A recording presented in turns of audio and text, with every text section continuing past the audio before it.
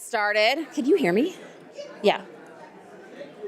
Thank you, everyone, for joining us today. All right. Thank you again for joining us for the Stakeholder Forum. For those that don't know you, my name is Simone Parker, and I have the privilege of overseeing our stakeholder relations team here at CalPERS. Oh, thank you. In just a moment, I'll invite our board president to come up and kick off the event. But before we do that, I have a couple housekeeping items that I'd like to talk about. So today we have 4 sessions for you, 3 this morning and 1 following the lunch hour. We want to make sure that this is a dialogue and a conversation, so we've left ample time after each presentation for you to ask any questions that you have related to the topic. So if you just raise your hand, one of our mic runners will come to you so that you can ask that question. If you have public comment that you want to provide, we ask that you sign up in the back of the room, and we'll call your name and have you come to the front here and provide your comment. There'll be a timer that you'll have 3 minutes to present that information. We will have a 15-minute break at 11:45 before we start our session before the lunch hour. And we have the goal of staying on time, hopefully, and concluding a little after 3 o'clock today. So with that said, it's my privilege to welcome Teresa Taylor.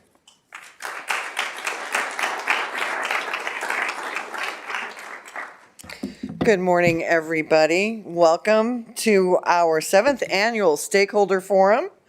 We have a number of people here in person and online representing our members, retiree associations, employer partners, and some of our state's labor unions. And I'm pleased you could all join us today. And thanks for coming to the networking breakfast this morning. I got to say hi to a bunch of you. It was great seeing you. I don't think we get to see all of you all the time, so thank you. So I am here today with several of my board colleagues. So I'm going to start introducing them. I don't see Mr. Miller. David Miller is board vice president and all member representative. Is he there? No, he is not. All right. Michael DeToy, appointed by the governor to represent state. Hey, David, wave to everybody. You just got introduced. Michael DeToy, appointed by the governor to represent local governments. Monica Erickson, representing California Department of Human Resources. Mr. Troy Johnson, recently elected to represent CalPERS members. Congratulations, Troy. I think we said that yesterday, too. Lisa Middleton, appointed by the governor to represent the insurance agency. Kevin Palke, our school employee representative. Ramon Rubalcava, representing the California State Legislature. Thank you. Yvonne Walker, who represents our retired members. Melissa Willette, who represents public agency members. Is Deborah here? I don't see her. Deborah Gallegos represents the Controller's Office. And I'm going to introduce Frank Rufino, representing the Treasurer's Office. There she is. I believe Nicole Griffith also, who is representing CalHR, is in the back as well. So you'll probably see them later. We won't be on the dais as we are like we are for our formal board meetings, but instead we'll be sitting over here in the audience as we have a little reserved spot for board members. The annual forum is one way for us to facilitate our partnerships with you guys. The goal is to foster connections with all who have a vested interest in CalPERS pension and health benefits, and to share our priorities for the year. Throughout the day, we'll provide you with information you can use for your own education or share with others, whether that's the members and employers you represent, or fellow colleagues or friends or family who also are CalPERS members. We do want to hear from you, so I hope you take advantage of the opportunity to participate. As Simone said earlier, we want to make this kind of interactive. Ask questions, connect with my fellow board colleagues and myself. So I'm going to give you a quick preview of the agenda. What's on the agenda, we're going to start out with the state of the system, led by our Chief Executive Officer, Marcy Frost. Then we'll turn our attention to trust and accountability, best practices in pension fund transparency, and then a conversation between Brad Pacheco, our Deputy Executive Officer for Communications and Stakeholder Relations, Michelle Nix, our Chief Financial Officer, and Chris Dahl with CEM, the benchmarking organization that rates 400 pension plans in the U.S., representing $10 trillion in assets under management. Then the next thing we'll be having is brain health and healthy aging from an esteemed panel of experts that our Chief Medical Director, Julia Logan, has assembled. We will close the day with a timely presentation about protecting ourselves from identity theft, titled Safeguarding Your Identity, Essential Strategies for Staying Safe. That will be led by our Chief Information Officer, Al Arboleda, and his guest, Michael DiTurno, from the Identity Theft Resource Center. And it looks like we have a very informative lineup for the day. So I do want to remind all of you that this forum is the first of many opportunities you'll have throughout the year to hear directly from our teams and to interact with the board. We welcome you to join us for future board meetings in person and online. They are webcast, so you can watch from the comfort of your office or home. To further enhance your CalPERS education, we also offer a number of online and some in-person benefit education programs. And that's all throughout the state. You can find more information about these on our website for the year. And I will hand it over now to Marcy Frost to get us started. Wish we had bumper music. There you go. Thank you, President Taylor, and good morning, everyone. It was really nice getting a chance to talk to many of you over in our, I guess it was a continental breakfast this time. Let's bring back the real breakfast maybe this year. I've heard a couple suggestions to do that. So I'm really pleased to be here. I know our team is pleased to be here, the board obviously as well. Use this time to interact with us throughout the day. We've actually scheduled lunch where we can come back in and sit with you. If you go to the cafeteria, pick up a lunch, we can meet you in that conference room over here and spend a little more time talking about the things that are top of mind for all of you. So today I'm going to give you what we're calling a state of the system. It's the pension side of the house and the healthcare side of the house. But I also want to invite you to ask questions. So I'm going to try to keep my talking, although I can talk for a long time. I'm going to try to keep that to somewhat of a minimum so that we can have time for questions. You had this problem too, Simone. Is that better? Yeah. Okay, all right. All right, you heard the first part, right? Yeah. Okay, so I am going to make time for questions at the end. It's really important that we hear what's on your mind. And also, many of you know that the favorite part of this event that I really appreciate doing is doing a little myth busting. So if you bring something to me, I'd really enjoy that opportunity as well. So let's start. So CalPERS is very focused on the mission. Again, we are both the pension side and the healthcare side. We serve 2.4 million members on the pension side and about 1.5 million participants on the healthcare side. These are members and participants who've really put their trust in CalPERS. It's very important that we have that trusted relationship, that we give accurate information, that we're transparent about how we're running the operations.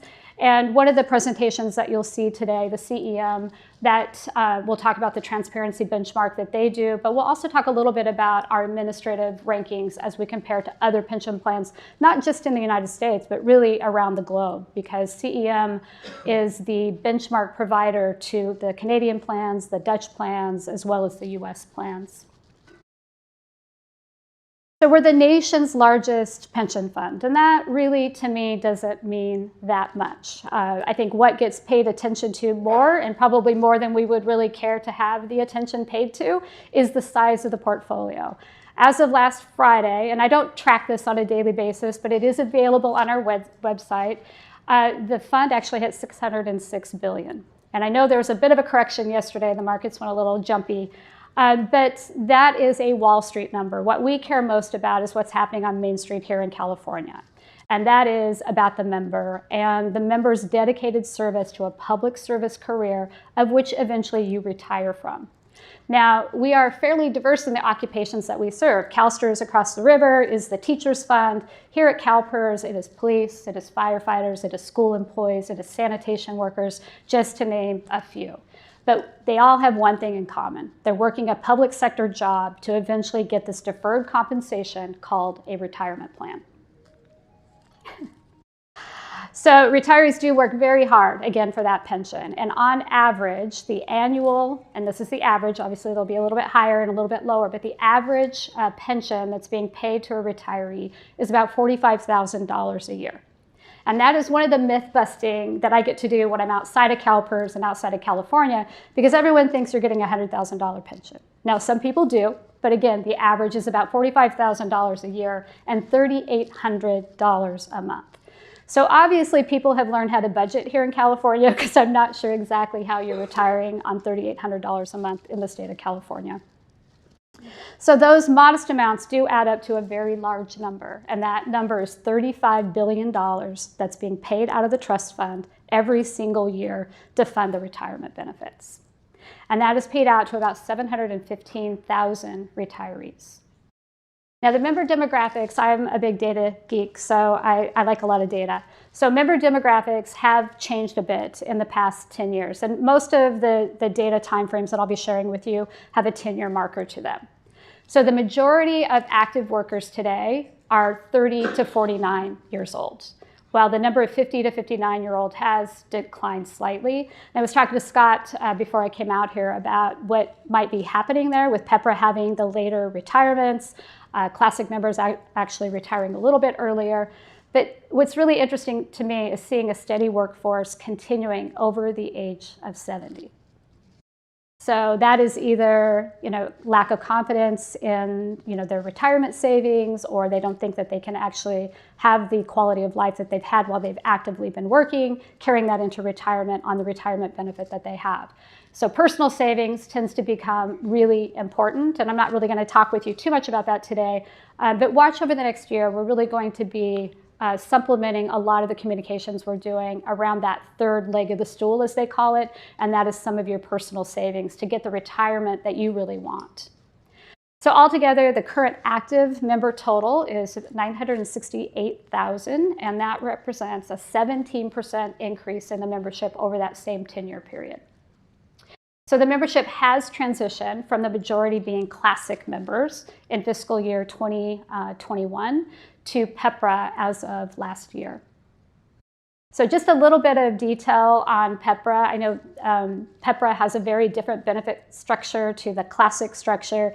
And if you're sitting side by side with a classic member as a PEPRA member, you're probably not talking about your pension plan very often because there is a difference between those two plans. So today, more than 67% of the membership are actually in the PEPRA tier. And that has saved employers. And I do get this question from public employers. The intention of PEPRA was to reduce the normal cost of the retirement plans over time.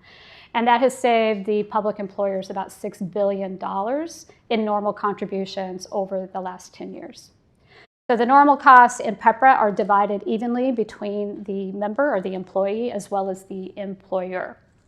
And the normal cost is what does it take to fund the system over time? And there's two ways to fund the system, at least if you're underfunded. So the normal cost split evenly between the member and the employer for PEPRA.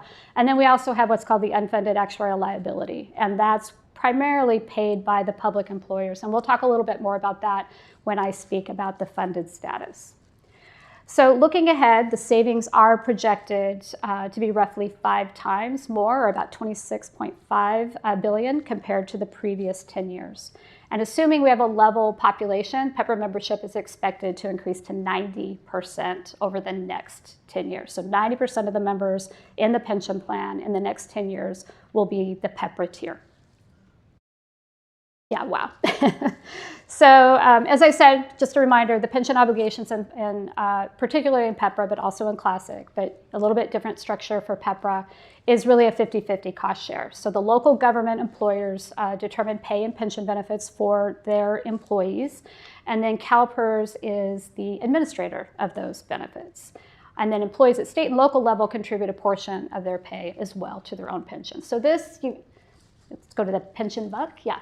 So you all probably have seen this illustration. This is an illustration that was done well over a decade ago before I got here. And many of the pension plans around the US put something similar together, but CalPERS was the first one to do it. I remember one of our NASRA events and CalPERS was there to share this illustration. And so many of the systems adopted it.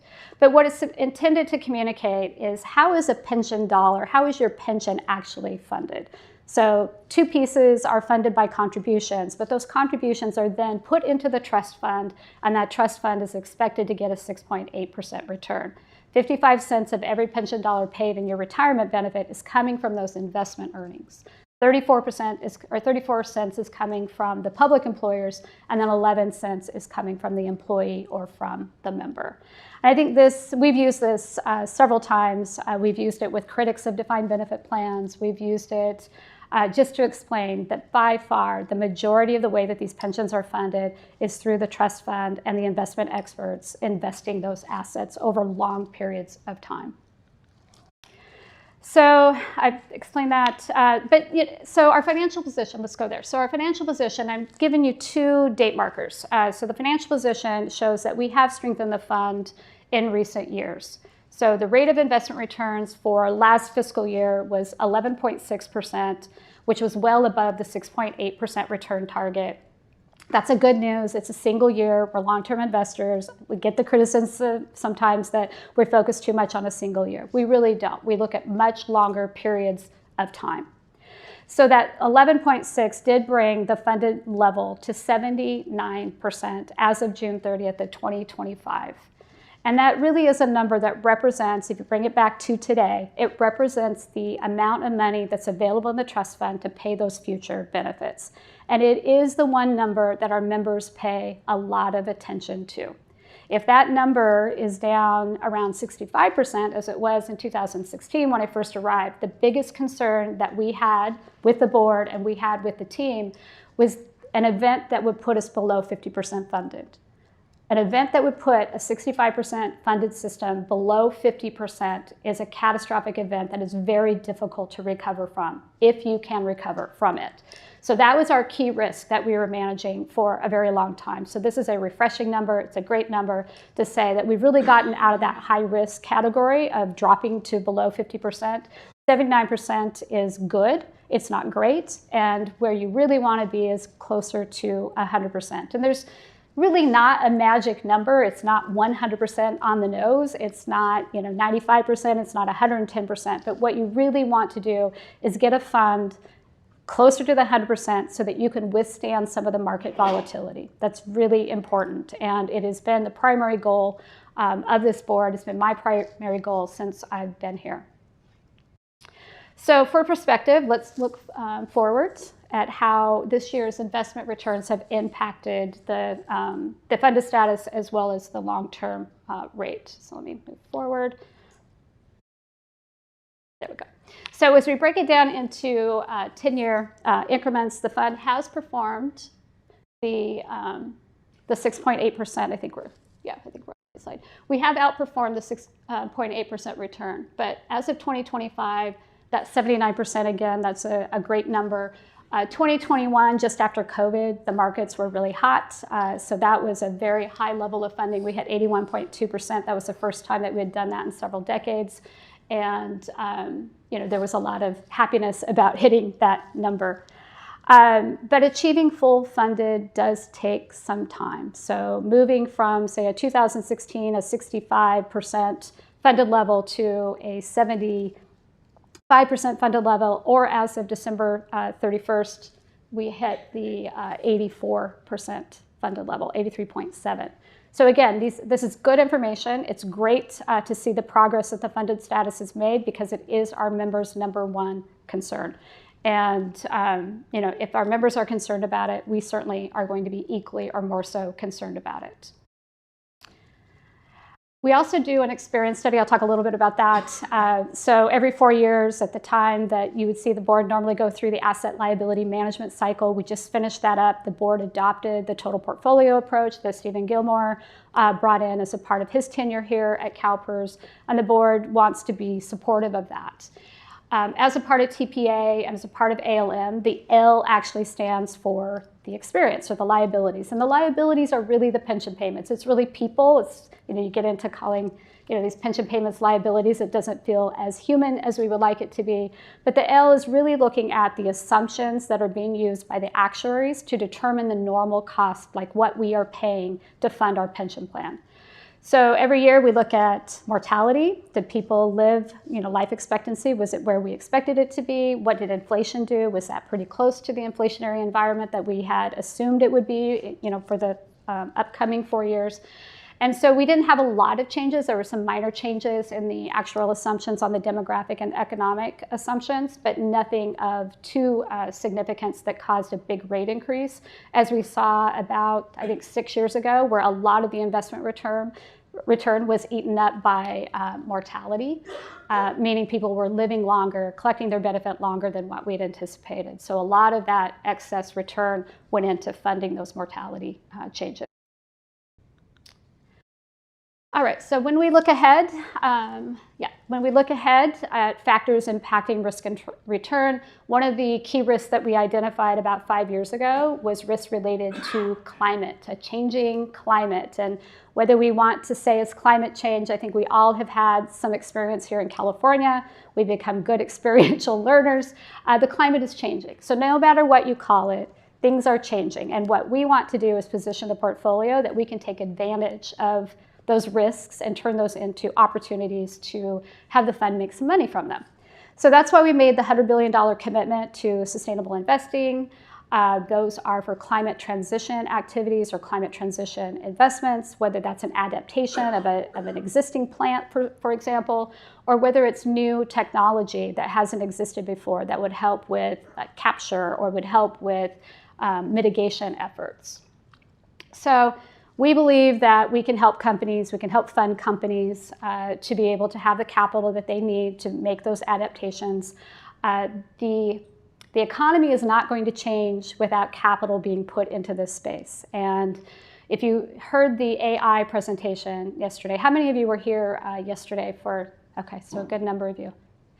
So the AI presentation, one of the things that I hope you heard is that there is no single energy source that is going to fund artificial intelligence. There's just not an energy source that is going to do that, whether it's oil and gas, whether it's wind. If you're in Abilene, Texas, there's a hope that 50% of that AI plant, once it's ready and up and running, or that data center, that it will be funded by the wind in Abilene, Texas. But they're going to have to rely on other sources, whether that is solar, whether that is storage. So these are the innovations and the technology that CalPERS wants to invest in because we see the macro trends ahead of us. So in 2023, Climate Solutions, we invested about $47 billion. Part of that was, well, all of that was the calculation of current investments. Most of that was public companies that were working on transition activities already. And that left about $53 billion to invest in new.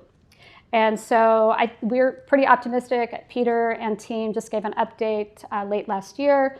We're optimistic that we'll be able to hit that $100 billion goal by 2030. We are seeing opportunities in the market. Don't pay attention to all the headlines that you might read about. We're not headline investors.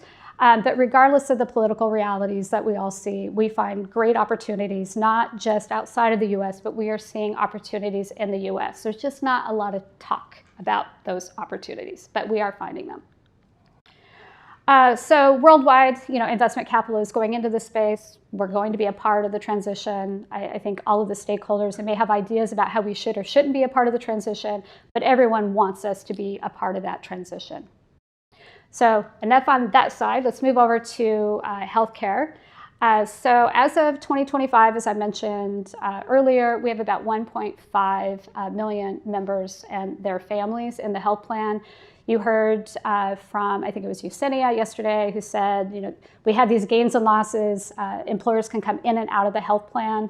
And, I think we gained 33, lost 38. So the number that's been pretty static since I've been here is this 1.5 million covered lives.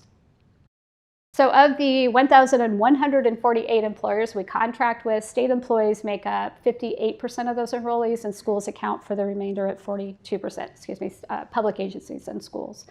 And 2024, with all the contributions coming in, 2024, we spent $12 billion to purchase health benefits on your behalf.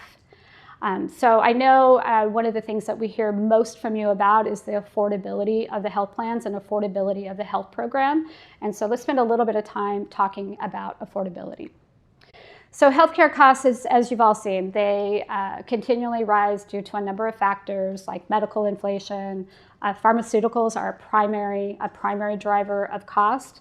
Regional competition, you heard yesterday that we will be working the board through some regional maybe redrawing of some of the regions. We'll see. We'll work the board through that over the next year, get stakeholder input, again, very important as the board's making these decisions. But the teams are working diligently to find innovative ways to control costs and also to hold health plans accountable. So you heard from Dr. Logan, the quality measures that we put into these new contracts. We do have a couple of health plans that are doing pretty well, and we have some health plans that are a bit of a laggard that will end up having to pay for not meeting those quality measures. Any payment that we receive will all go into offsetting future health rate increases. So I know that's good news to many of you. So our contracts are incentivizing the health plans and the PBM, the new PBM as well, to manage costs to agreed upon amounts. And as we've gone around and talked about these new contracts, these are first of kind types of contracts. And I think that is a reflection of the health team led by Dr. Molds, Don Molds here. Healthcare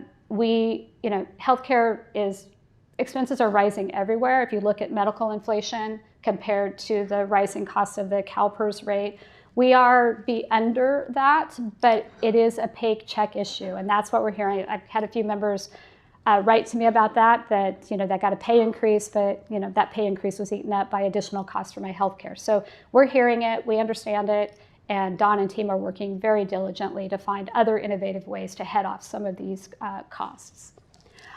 So this graph shows a comparison again between the CalPERS basic health plan premiums and then the national weighted average. And this presentation is available. Please feel free to use it if you're talking to any of your employees or your membership groups. Please use any of this content as you choose. Again, we've made some progress, but progress more to make. The PPO, we certainly saw that significantly impacted by the surge of claims that we saw post-COVID. You'll all recall we had to put a surcharge in. Some good news for you all, 2027, we should be able to start reducing that surcharge. I'm not sure to what extent yet, but again, we'll be leading the board through those conversations this year. Yeah.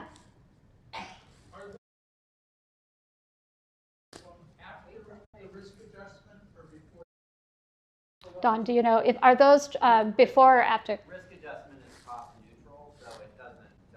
Did you hear that? Don says risk adjustment is cost neutral, so it wouldn't impact this number. Okay, yep, you bet. Okay, so let's move on. And then, we've been going through a lot of transition. So a new PPO provider with Blue Shield. We've got a new pharmacy benefit manager. And for the most part, the transitions have been going well. We do know that there are some exceptions to that. Our team is working very closely with people who've had some of those exceptions or have experienced those exceptions. But the PPO contracts are doing what we would expect them to do, designed to do. And we're looking forward to these new relationships, new contract expectations, and more accountability. And then I will finish with our number one focus. This is the reason CalPERS exists. It's the reason the investment office is in place. It's the reason the IT department is in place. We're all here to do one thing, and that is to serve the 2.4 million members. So just a few statistics on what our team members have been up to this last year. They responded to 1.7 million calls and emails in 2025. Last year, the average wait time was 3.75 minutes. And we do know that that wait time has significant spikes to it. And significant spikes tend to happen around open enrollment as one example. But 3.75 minutes on average for a caller to wait for a knowledgeable agent to respond to their inquiry. In total, we also serve members through about 98,000 one-on-one appointments in the regional locations. We're still doing some virtual appointments. I don't know the percentage of that, and I won't put anybody on the spot to give me that answer. But I would say by far, people still want to look us in the eye when they go through that really important decision of retirement. And customer satisfaction through every single encounter does matter. And so I'll go through some of that as well. So this graph captures feedback from our annual stakeholder survey that is broken down into 4 categories where satisfaction levels are all over 90%. So management of the customer service area rated at 92%, the retirement process itself at 96%, the regional office experience, and I don't think you can get a better score. This is a perfect score, in my opinion, at 98%. The service, the interaction, the respectful interactions, that you get accurate information, and that we're timely is being rated at 98%, which is really good. It's just a reflection of a really highly qualified team who really cares about their work. And then the call center rating was at 94%. And I would put this call center rating at I would compare this, and I think we would win at every other call center that I've ever been exposed to. I've never seen a 94% rating coming out of those. So yeah. Thank you. So I'll just close. CalPERS pensions have a huge impact on California, the state of California. By far, the majority of our retirees are staying in California. Those dollars are then spent in local communities. Having high quality, accessible, equitable health care, extremely important. As people age, whether you're actively working or you're retired, you want to know that you can take care of yourself through your retirement as well. So in all areas of what we're providing, we really do strive for positive outcomes. We're always open to constructive feedback, but you have to understand that this team is completely focused on making sure the members have what they need. And then the economic impact of pension payments, I mentioned that, but we do a CalPERS for California report that gets reported out to the legislature. Great information that's reported there too. Being the number 2 purchaser of healthcare beyond the federal government, that's also something that CalPERS takes a lot of responsibility of and has a lot of pride in how we're conducting ourselves there. So thank you. I know we have some people online as well, but thank you for being here in person. I'm happy to take some questions. I know Simone's trying to keep us on schedule, but I'm happy to take some questions if you have them. I'm not giving you the hook. I'm just here to help facilitate the questions for you. All right. So go ahead and raise your hand, and we'll bring a mic runner to you. Wait until the microphone's here so everyone can hear. So JJ, it looks like you're first. Go ahead. Marcy, Yeah. Marcy, on the pension buck, I've been around long enough that I remember when it was in 72 cents. But we used to make those readily available. I mean, they'd be on the back table, they'd be at the benefit fairs. I'd like to encourage you to make those available more frequently. Yes, I'm looking for Brad. Yeah, so I can tell you a well-funded system, that 55 cents is going to go up. So you'll see the member and the employer contributions coming down, the pension dollar that's paid out of investment earnings. The system that I actually came from, 82 cents of every pension dollar was paid. So that's a goal for us too. We want to get that funded level up to where it needs to be, and it brings contributions down, and that should be closer to 80 cents of every dollar. And then one other question on the slide 12 about the percentage increases over time. Overall, the risk adjustment is neutral, but there is a subsidy going on between the HMOs to the PPOs. And so that was really the question on whether that was pre or post risk adjustment. Okay, I think Don got that one, and so he'll talk with you, Jay. Okay. Okay. Thank you. If you want to come to the front, looks like Larry has a question. Thank you, Marcy, for your presentation. Larry Woodson, California State Retirees. So I have two questions. One, I just wanted to say we're very thankful for the networking opportunity we had this morning, and I had a good conversations with many people, including you, and with CIO Gilmore. And so my question is, in talking with Mr. Gilmore, I learned for the first time that you don't consider the IRR the true rate of return, but use a time-weighted method. And we didn't have a lot of time to, and I'm not a finance guy, so, but he said maybe we could do some education on that time-weighted approach that we do. So I'm asking if you would consider sending him coming or one of his staff coming to a stakeholder meeting and spending some time explaining that. You bet. And then my second question is, can you tell us what plans are not meeting the quality measurements at this point? Yeah, I know we had that in the presentation yesterday. I know Kaiser is meeting, and there's one other plan that was meeting. Sharp, yeah, Kaiser and Sharp are meeting, and the rest are not. Yeah, right. But all four, there's only two meeting all four, as I understood the presentation yesterday. But we can get you that detail. Oh, two are not and four are, or the other way around? Two are meeting all four of the measures, but there are some of the plans that are meeting some of the measures. Okay, I missed that presentation. Okay, that's okay. So thank you. We can get that to you. And Larry, thanks for that suggestion. We could maybe add that to the retiree roundtable topic regarding the time-weighted return. Good morning. Am I on? Yeah. Jeff McLennan, California State Retirees. This may seem a little bit out of the ordinary, but I'm on the Health Committee. Thank you, Joe, for allowing me to provide. One of the things that I'd like to suggest, given the advent of AI, particularly to help everybody, I recently went through an imaging problem, and the AI helped clear it up greatly. I understand AI is going to be eating up a lot of energy, and I would like to suggest that the investment folks consider a small nuclear power. Not only would that benefit AI, but it would provide jobs that the state always needs. Thank you. Yeah, thank you. Any other questions for Marcy? Okay. Well, thank you. We will be around today, so ask away.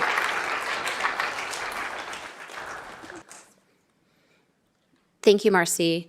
So if you can just give us a minute, we are going to, oh, it looks like Chris is here. So our next presentation is the Trust and Accountability, Best Practices in Pension Fund Transparency.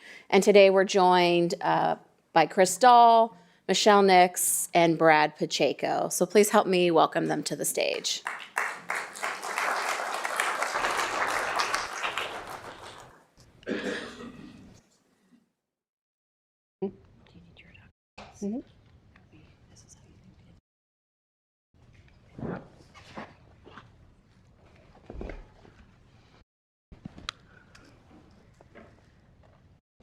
Okay. Well, good morning, everyone. Happy to be here today. Thank you for joining us. It's important for us at CalPERS to, I'm louder now. It's important for us at CalPERS to talk about transparency because it's important to CalPERS and it's important to our members. As such, it's also important to measure it, and that's where CEM comes in. So today, unfortunately, Chris is virtual, but it is my pleasure to introduce Chris Dahl from the CEM benchmarking to discuss best practices in pension fund transparency. He had some travel delays this week, so he's unable to join us in person, but he is presenting to you today virtually. Following Chris's comments, Brad and I will conclude the presentation and discuss our commitment to providing transparent and accessible information to our stakeholders. Chris, do you want to take it away? Great. Thank you, Michelle, and good morning, everyone. It's a pleasure to be with you today. As Michelle said, my name is Christopher Dahl. I'm responsible for client coverage in the U.S. and lead our client coverage team across North America. If we could just advance to the next slide. So today my presentation will focus on CalPERS transparency results for the period ending September 30th, 2025. During my presentation, I will touch on key transparency areas, including performance, cost, responsible investing, and governance. We will then conclude my presentation by putting your transparency results into context with a review of your most recent investment and pension administration results as monitored or tracked through the CM benchmarking subscriptions that we engage CalPERS with. Next slide, please. Sorry.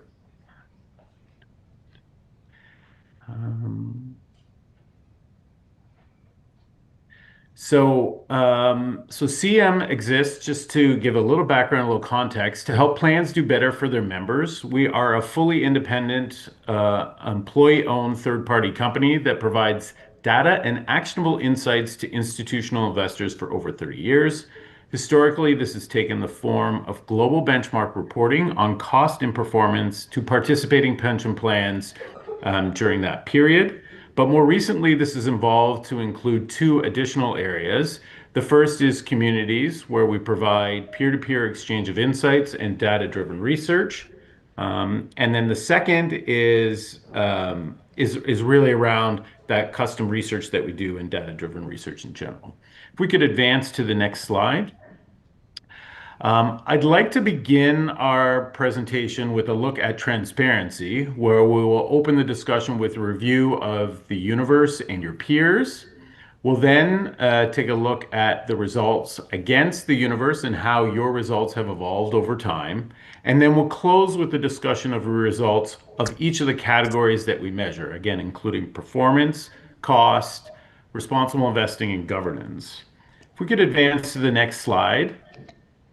The Global Transparency Benchmark was launched in 2021, making this the 5th edition of the benchmark. The Transparency Benchmark is based on 15 countries with large, well-established pension markets. The top 5 organizations, as measured by AUM, were selected to from each country, were chosen to to build the benchmark of 75 plans. Each of the participants and each of the countries have remained the same for each of the last 5 years that we've run this analysis. In a few slides, I'll touch specifically on the composition of your domestic and global peers. And then the last thing I want to comment on this slide is the goal of the benchmark was really to elevate the standard of public reporting amongst the world's largest pension plans. And the results are clear. We've seen that leading funds in Canada, US, Australia, and Europe have embraced this benchmark. The results speak for themselves. 75% of the funds have improved their total transparency scores.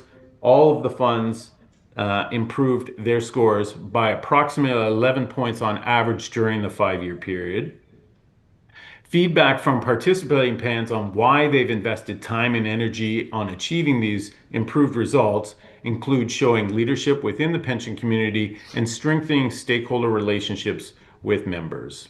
If we could advance to the next slide. We've developed a survey to assess the quality of public reporting, where we've applied equal weight to each of these four factors. And again, those factors are performance, cost, responsible investing, and governance. For performance, we're assessing 44 metrics that consider disclosures around investment results. In this case, it's total plan and asset class level returns, net value add, and risk. And then the information that is used to put those results into context and that commentary that comes along with that. On the administration side, under performance, we do assess where member service was part of the mandate. Some of the plans in the universe don't actually have a member service organization. We do look at the disclosures related to the goals of the plan and progress, actual service levels achieved, and the reporting of customer satisfaction, customer effort, and net promoter score. And then finally, within performance, we look at the liabilities. The disclosures here related to funded status, score, and include disclosures and discussions of key assumptions and risks. Within the cost component, the assessment of cost disclosures include 29 data points organized across total fund, member service, asset class, and external management fees. Within responsible investing, we include disclosures or assess disclosures, including 49 questions across three key components, including responsible investing framework and reporting, responsible investing governance, and responsible investing implementation, where we've broken implementation down further into subcategories, including exclusion, active ownership, impact investing, and ESG integration. And then the last component of the matrix is around governance, where we assess the governance disclosures, including 35 questions organized across governance structure and mission, board compensation and qualifications, compensation, HR and organization, and organizational structure. It's important to stress that that we assess whether something is reported and not the actual result, i.e., the assessment is irrelevant on what the return was in any given year, just that the return was reported. We believe readability is an important aspect of transparency, and so information should be easy to find for a member with 1 or 2 clicks through the website. And then our analysts, our team of analysts spend over 4 hours finding information for each of the 4 factors for a total of 16 hours per fund. We do not use any AI or any search engines. The annual report is the starting point. We then review website and other documents that can be found. Practically, this means the board and investment committee minutes and materials are out of scope and deemed not easy to find, as are older press releases. So this sort of gives you a backdrop of what we're looking when we're assessing transparency. If we could advance to the next slide, let's take a look at some of the high-level results we're seeing across the universe before we talk about the peers and the universe, and then get into your specific results. So country scores are the average score of the 5 pension organizations from each country. The top 3 the top 3 countries include Canada, with an average score of 92 and leading by a significant margin over the number 2 and 3 countries, which was Australia and the Netherlands, which were tied at a score of 84. The US ranked 6th with a score of 70. Like your Canadian peers, the US was leader in performance disclosure reporting, and we see that in that first column on the left here on this slide. If we could advance to the next slide, we'll just have a quick discussion of the peers that we've included. So the left side of this slide includes the top 5 domestic peers included in the benchmark from the US. This including we have CalSTRS, the Federal Thrift, the New York State Local Retirement Systems, and the group of New York City Retirement Systems. For benchmarking your results, CalPERS specifically requested that we compare your pension organization against the top 10 pension organizations for transparency from around the world. This is setting a very high bar for yourself.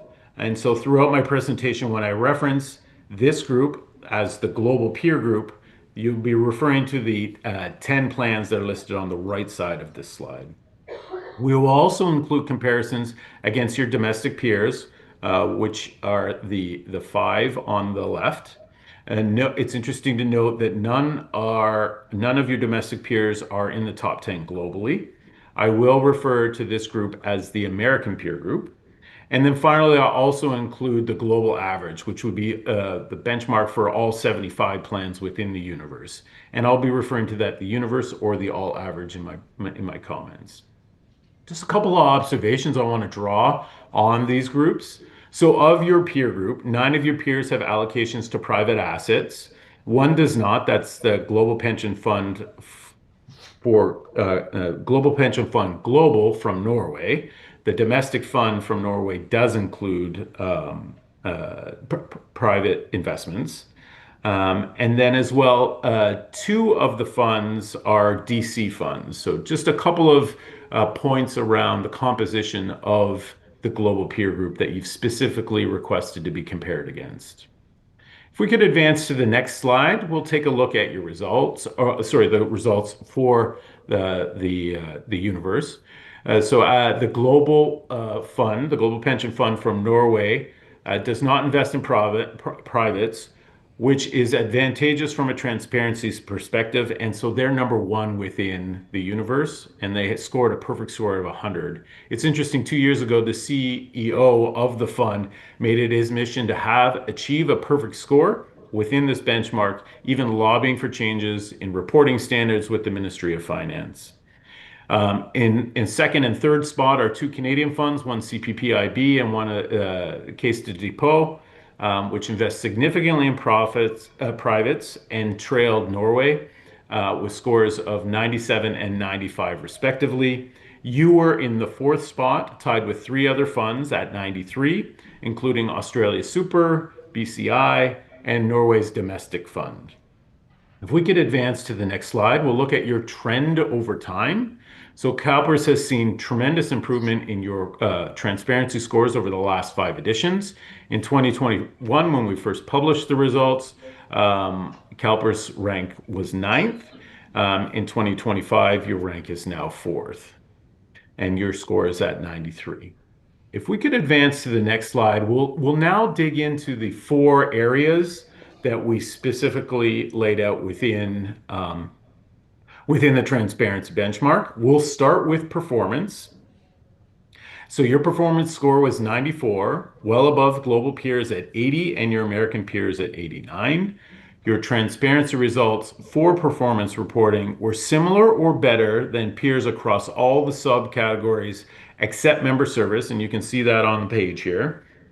Within that category of member services, you disclose member service performance metrics similar to your peers, but peers do disclose their member service results relative to external benchmarks. So just a little nuance on the difference there. You're getting credit for reporting the service score, just not against a recognized external benchmark. In advancing to the next slide, we'll take a look at your cost disclosures. And so we see that your cost disclosure was 95, again, well above your global peers at 75 and your American peers at 65. Your transparency results for cost disclosure were similar or better than peers across all subcategories.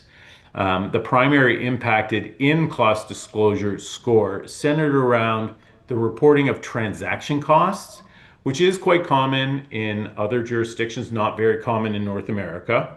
Those transaction costs being reported at that asset class level. You currently don't include this information or disclose this information, while 40% of your peers do.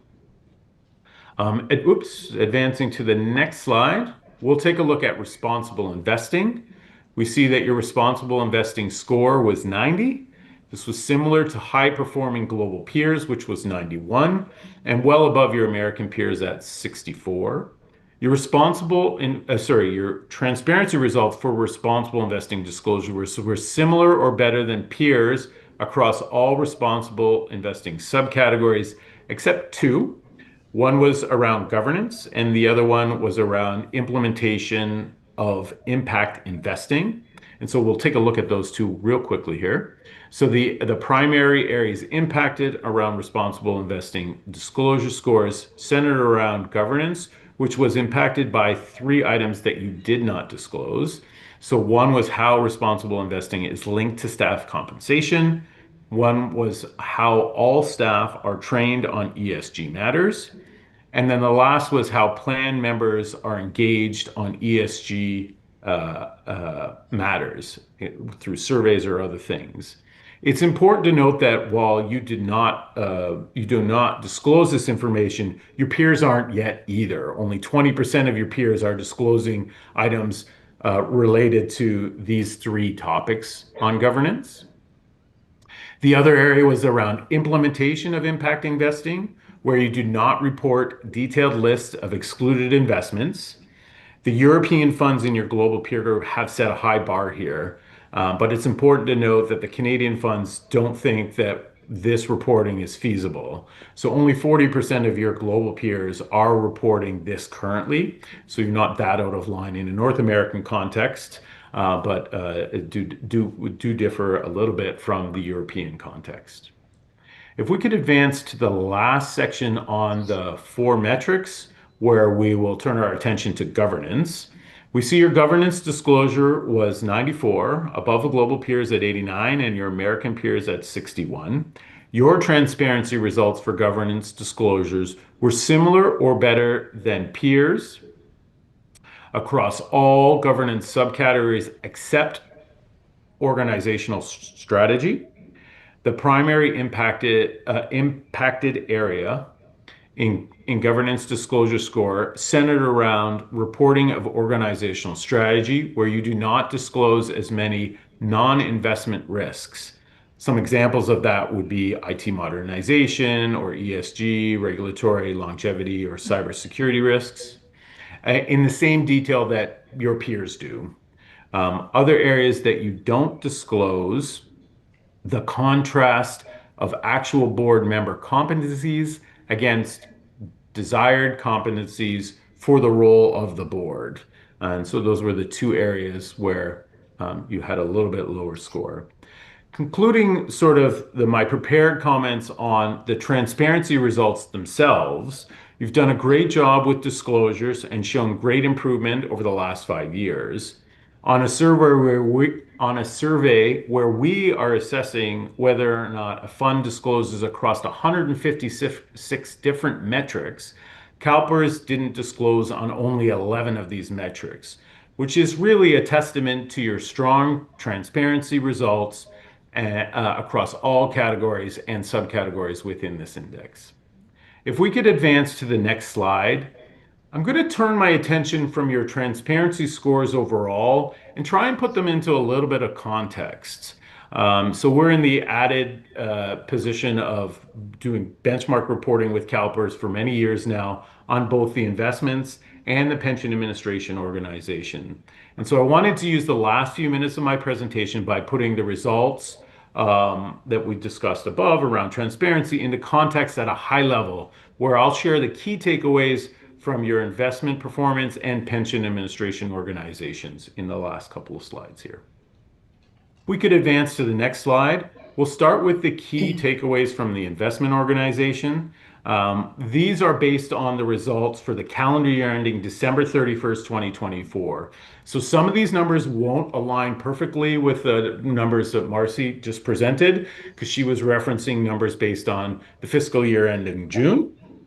So for the purposes of peer comparison for investment cost benchmarking, we look to build peer groups based on AUM size, where your global peer group comprised of 15 plan sponsors with assets ranging from 123 to 772 billion. It's predominantly US. There's 7 US plans, some Canadian plans, and a few European plans within that peer group. And again, this is designed to give us comparisons for cost and performance. In addition to this custom peer group, we also include comparisons against your US public plan peers, which includes 39 plans where the median plan size is $45 billion. We include U.S. Public Universe in your report as this group offers more meaningful comparisons for your plan's performance and value-added metrics. The results illustrate that the results illustrated on the slide here include your risk, performance, net value, and cost, and then I'll summarize that by referencing our cost effectiveness overall results. So from a risk standpoint, you've adopted very similar risk profile to U.S. peers, where you have a risk asset risk of 11.7% versus the U.S. peer median of 11.5%. We should note that the global peers are quite a bit lower at 10.6%, predominantly because a lot of the global peers have higher funded status, so they're more liability driven and less growth orientated.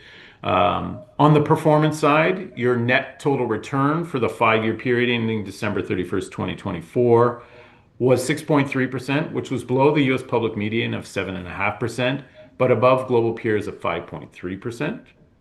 The net value add, which is a measure of your plan's performance against its stated policy benchmark, was 0%, which was below the U.S. public median of 0.8 and peers of 0.3. I want to pause here for a second, though, because this is a very important distinction I want to make in these results.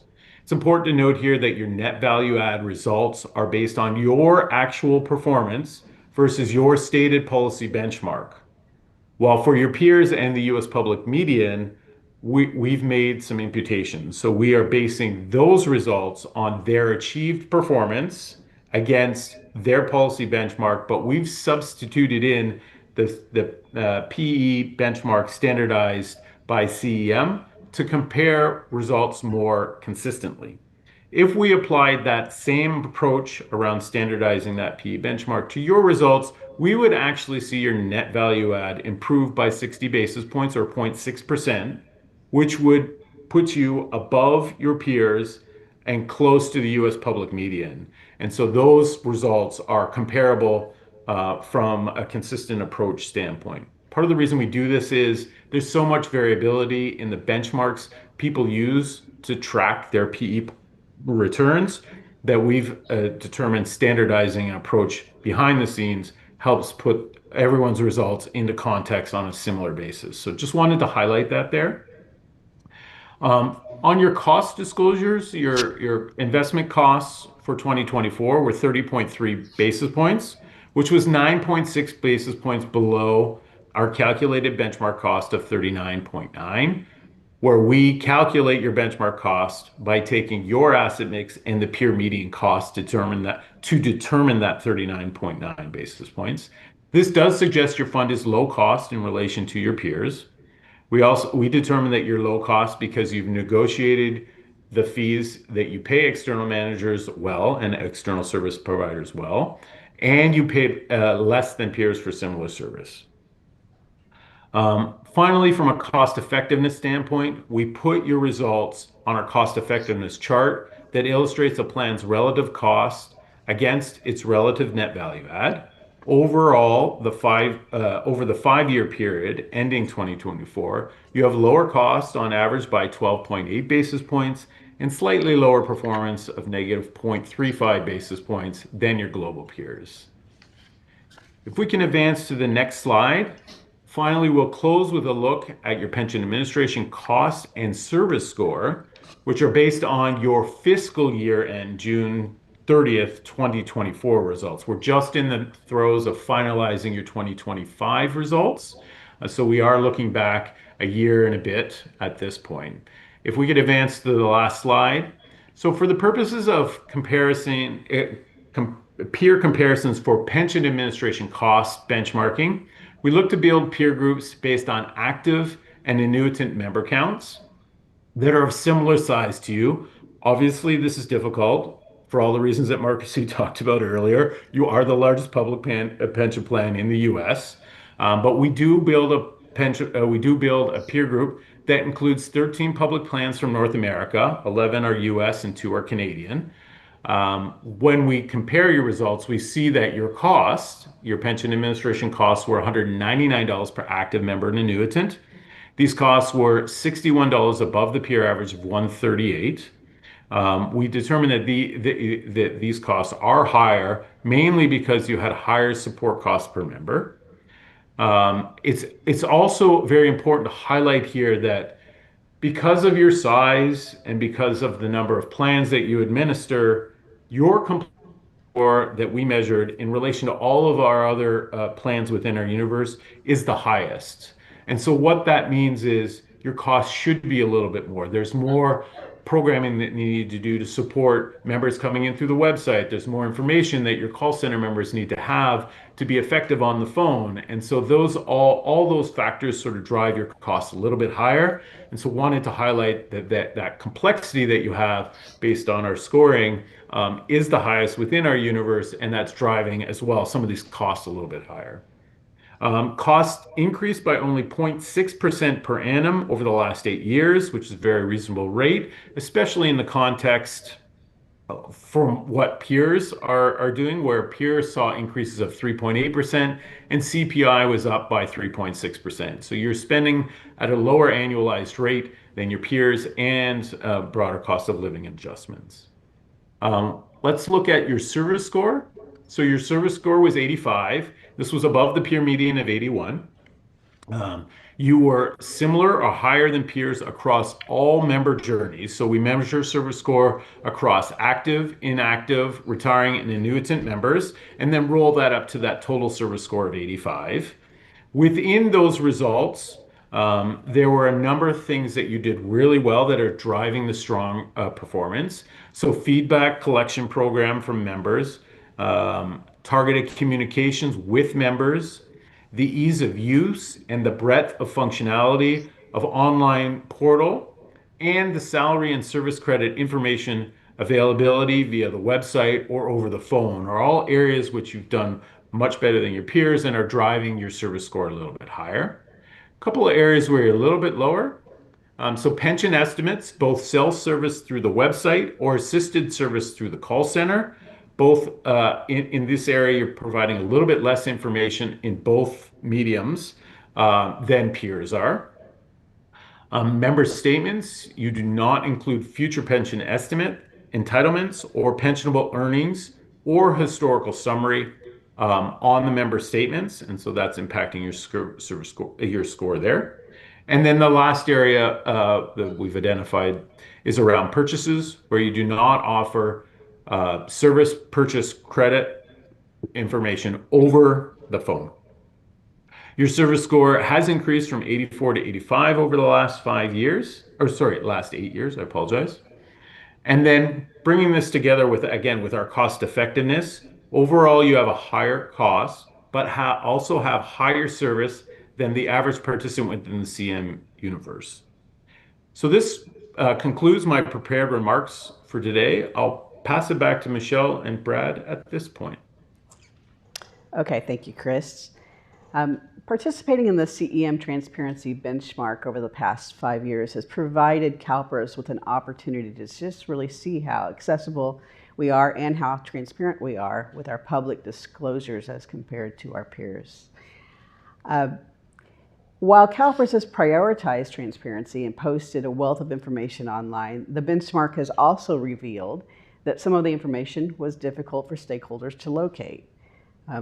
This benchmark's feedback has helped us recognize the importance of not just publishing the information, but also making it easy to find and navigate. We've also heard that from our stakeholders as well, so we've heard you. In response, we've taken steps to centralize key materials such as annual reports, investment policies, governance documents, and put them into a more user-friendly, accessible section of our website. You can see in the blue boxes at the bottom of this slide, some of the pages include our facts at a glance, investments and financial reports, and transparency and accountability web pages. In addition to our website, we web stream all of our meetings, our board meetings, just our board meetings, and we archive those recordings on the YouTube channel. I feel like they're out there forever, so I can go see what I wore at the last meeting. Anyway, with that said, I also want to say the facts at a glance, we can be culminated into a transparency report, which I have here, and I think there was some in the back of the room. That's available online, and it's also easy to print format, so you can take that with you to your stakeholder meetings. It's facts that we think would be important for you to, that people would want to know, our stakeholders would want to know. So we've created that for our board and for our members so that they can easily find things without having to read the hundreds of pages in the ACFR, but you're also welcome to read that too. I want you to read that as the CFO. So anyway, you can find that on our website. So CalPERS continues to use the benchmark as a guide to further have our enhancements, to make further enhancements, and we're going to continue to do that. Ensuring our transparency remains a value here at CalPERS, and that it's both comprehensive and easy to use. With that said, some of the changes that we're planning on making, I'm going to pass over to Brad Pacheco to talk about future efforts that are upcoming on our website. All right, thanks, Michelle, and good morning, everyone. Thank you for being here. We really felt we couldn't have a conversation about transparency without talking about the CalPERS website. As Michelle and Chris have explained, a lot of the information that we put out there, the data, the services that we provide, are the information that CEM uses to benchmark us against other pension funds. And over the years, as we've taken advantage of technology and relied less on paper, the site has become more and more important for our members, employers, and stakeholders. It really has become that source of truth, that source of information, because basically members can call us, they can go into a regional office, but beyond that, they rely on our CalPERS website. So today I'm pleased to share that we are launching a project in 2026 to modernize the site so that it transforms the way that you interact with CalPERS online. And let me just be clear, I'm not referring to My CalPERS. My CalPERS will continue to be that portal that allows members and retirees a view into their retirement and health benefits and the education classes that we offer. What I'm referring to is the body of information and data that surrounds My CalPERS and all the other online services that we provide our members. So by way of background, our website has come a long way over the years. We launched it in 1997. That's about 6 years after the World Wide Web was born. Anyone know the first company that stood up their first website ever? It was Pizza Hut in 1993.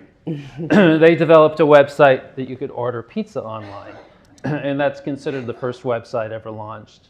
So over the years, for 30 years to be correct, we've been evolving and updating the site to better serve our members, employers, and stakeholders. And each time we have approached a restructure, an enhancement, or a refresh, our goal has always been the same.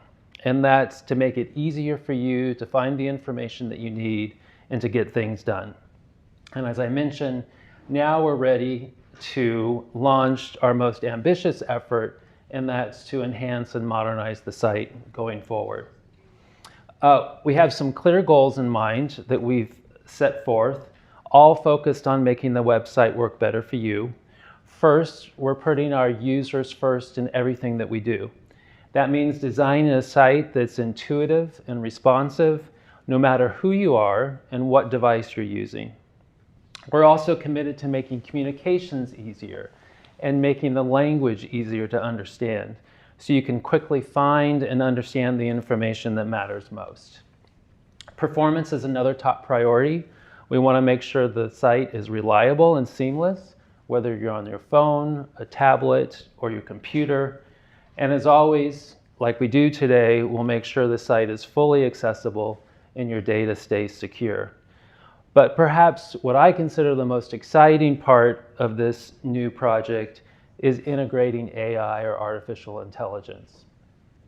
So imagine a smarter search engine or personalized experiences that help you get you exactly what you need faster and more efficiently. When I talk to our communications team about this, I often refer to integrating AI as no longer about the search and the click. It's more about the question that you have and getting that question answered. So if you've used ChatGPT or any of the other platforms like ChatGPT, you ask it a question and you get an answer. And that's really the goal that we're trying to achieve going forward. Another big part of the project is making sure we integrate all the custom applications that you're used to today. So that means the tools that you rely on are Forms and Publication Center, circular letters for our employers, board agenda items, public records requests. All the ways that we communicate with you will be easier to access and use. We're also planning to bring our Perspective blog or our Perspective newsletter into the main site, but still keeping its unique voice and identity. So it's a lot to deliver. Chris has mentioned it, Marcy's mentioned it. We're the most complex retirement system in the country. We have multiple retirement formulas. We offer retirement and health benefits. School members, state members, public agency members, all that information makes it very challenging to develop a site that's personalized. But we know we can do it, but we know we can't do it without you. And your input is critical to making the project a success. So my ask today is throughout every phase, we'll be reaching out to you to hear about your concerns. We know we have pain points. We know what some of those are, but I'm sure that you know better what they are, and we'd like to hear about that. And we want to hear your suggestions. We want to build a site that truly works for you and for our members, and that means listening to your feedback along the way. At the end of the day, I consider this project more than just technology. It's really about empowering our members, employers, and stakeholders with a modern, user-friendly online experience. So I invite you to come on this journey with us. We look forward to your feedback, and you'll be hearing from us in the next couple of months.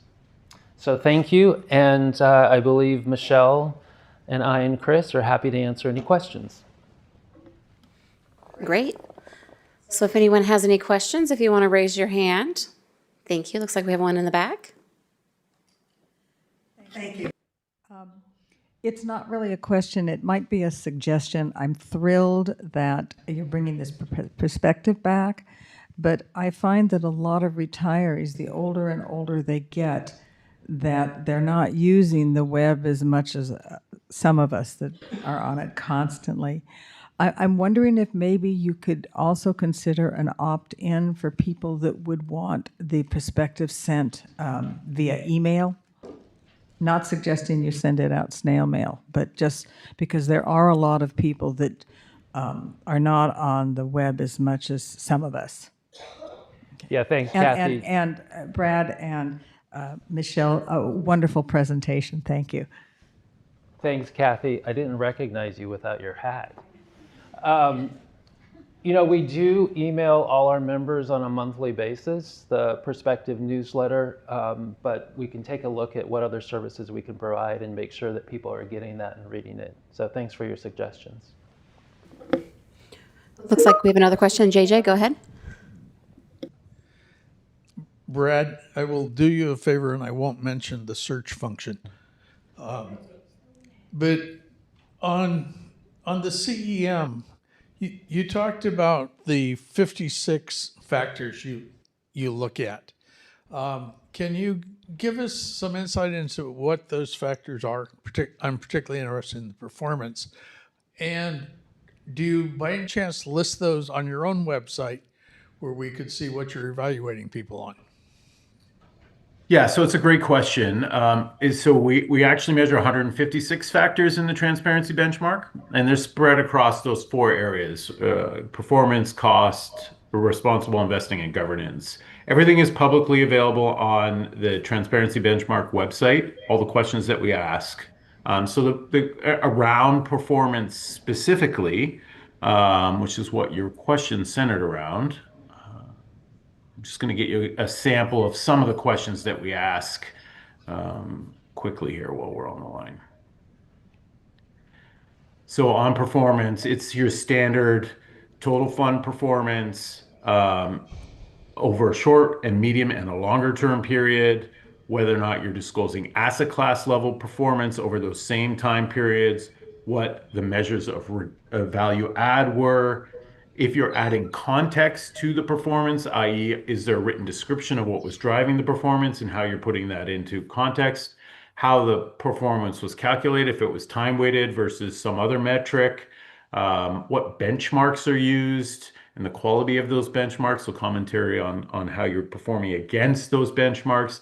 These are the types of metrics that we would look to see if there was disclosure around. Again, we're not making any statement on what the metrics were in those results, just that the plans are providing disclosure on those results. Any other questions? Go ahead, Deb. Hi, Deb Jackins, California School Employees.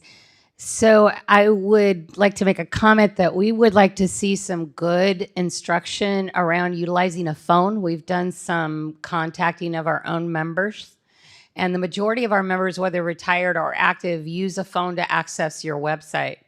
And then they do a double authentication, which often means if they're on the phone with an agent in your call center, they may have to hang up and call back because of the phone. And it doesn't seem to be the tools as much as it is the instructions on how to use your website from a phone. Thank you. Thanks, Deb. My turn? Go ahead. Jeff McLennan, a CSR. In regards to signing on and the authentication, I find it sometimes difficult when you have multiple I can't say that word too well, former Canadian here. However, it might be easier, for example, iPad users, you can use your fingerprint, and then other, phones and cell phones, you can use just your face recognition, but multiple authentication, you're fiddling around with your phone, you're fiddling around with your PC. I would prefer you keep it once the initial sign-in is made. Future sign-ins be simplified. Thank you. Thanks, Jeff. And our Chief Information Officer is here, so he heard that. Are there any other questions for the group? All right, well, y'all are quiet and we're ahead of schedule. I did say I would keep us on schedule. Our next speakers aren't here yet, so we're going to go ahead and take the break. You have a little over a half an hour. We're not going to start back until 1 o'clock, but take the time to continue your networking activities. So, sorry, 12 o'clock. Is there public comment at all? Oh, no, there's no public comment. Thank you. We'll see you in a bit.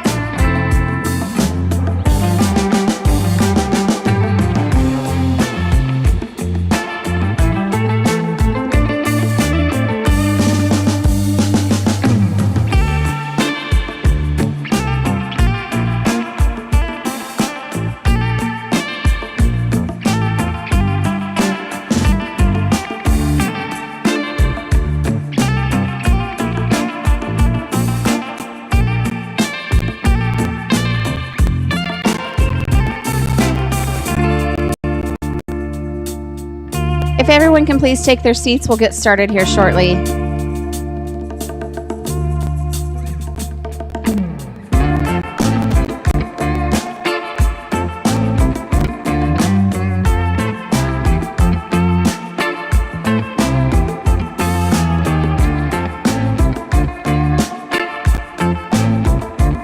All right, thank you and welcome back.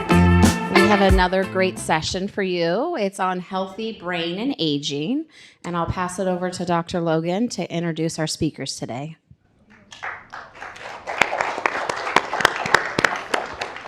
Thank you, Simone. And good afternoon. My name is Julia Logan. I'm the Chief Clinical Director here at CalPERS. And at CalPERS, we think a lot about the long term, as you've heard this morning from Marcy, among others. Not just in how we invest, but in how our members live and how they age over the course of their careers and into their retirement. And supporting healthy aging helps people stay productive and engaged at work and at home, maintain their independence longer, and avoid preventable chronic conditions that can drive disability, decrease quality of life, and increase healthcare costs. That's why we are increasingly focused on brain health across the lifespan, and why conversations like today's are so important for the long-term well-being of our members and the sustainability of our health and retirement programs. And to bring this to life today, we're really excited to hear from Dr. Charles DeCarli and Dr. Rachel Whitmer. They're two leading experts in brain health and aging who will share practical insights on how supporting brain health across the lifespan can benefit our workforce, our retirees, and the long-term sustainability of CalPERS. Before I turn it over to them, I just wanted to briefly tell you just a bit about them. It's pretty impressive. Dr. DeCarli is a distinguished professor of neurology and co-director of the UC Davis Alzheimer's Disease Research Center, where he also leads the Imaging of Dementia and Aging Laboratory. He's internationally recognized for his work on using advanced brain imaging to study normal aging, dementia, and the effects of vascular and genetic factors on brain health. He has received major awards for his contributions to understanding the aging brain. Dr. Whitmer is a professor of public health and sciences and neurology at UC Davis, where she serves as chief of the Division of Epidemiology, director of the Population Brain Health Lab, and co-director of the Alzheimer's Disease Research Center. Her population-based research focuses on cognitive aging and dementia risk across diverse groups, and using epidemiology methods to identify factors that influence brain health and reduce disparities. She leads multiple large NIH-funded studies and clinical trials aimed at understanding and preventing cognitive decline. So please join me in welcoming Drs. DeCarli and Whitmer.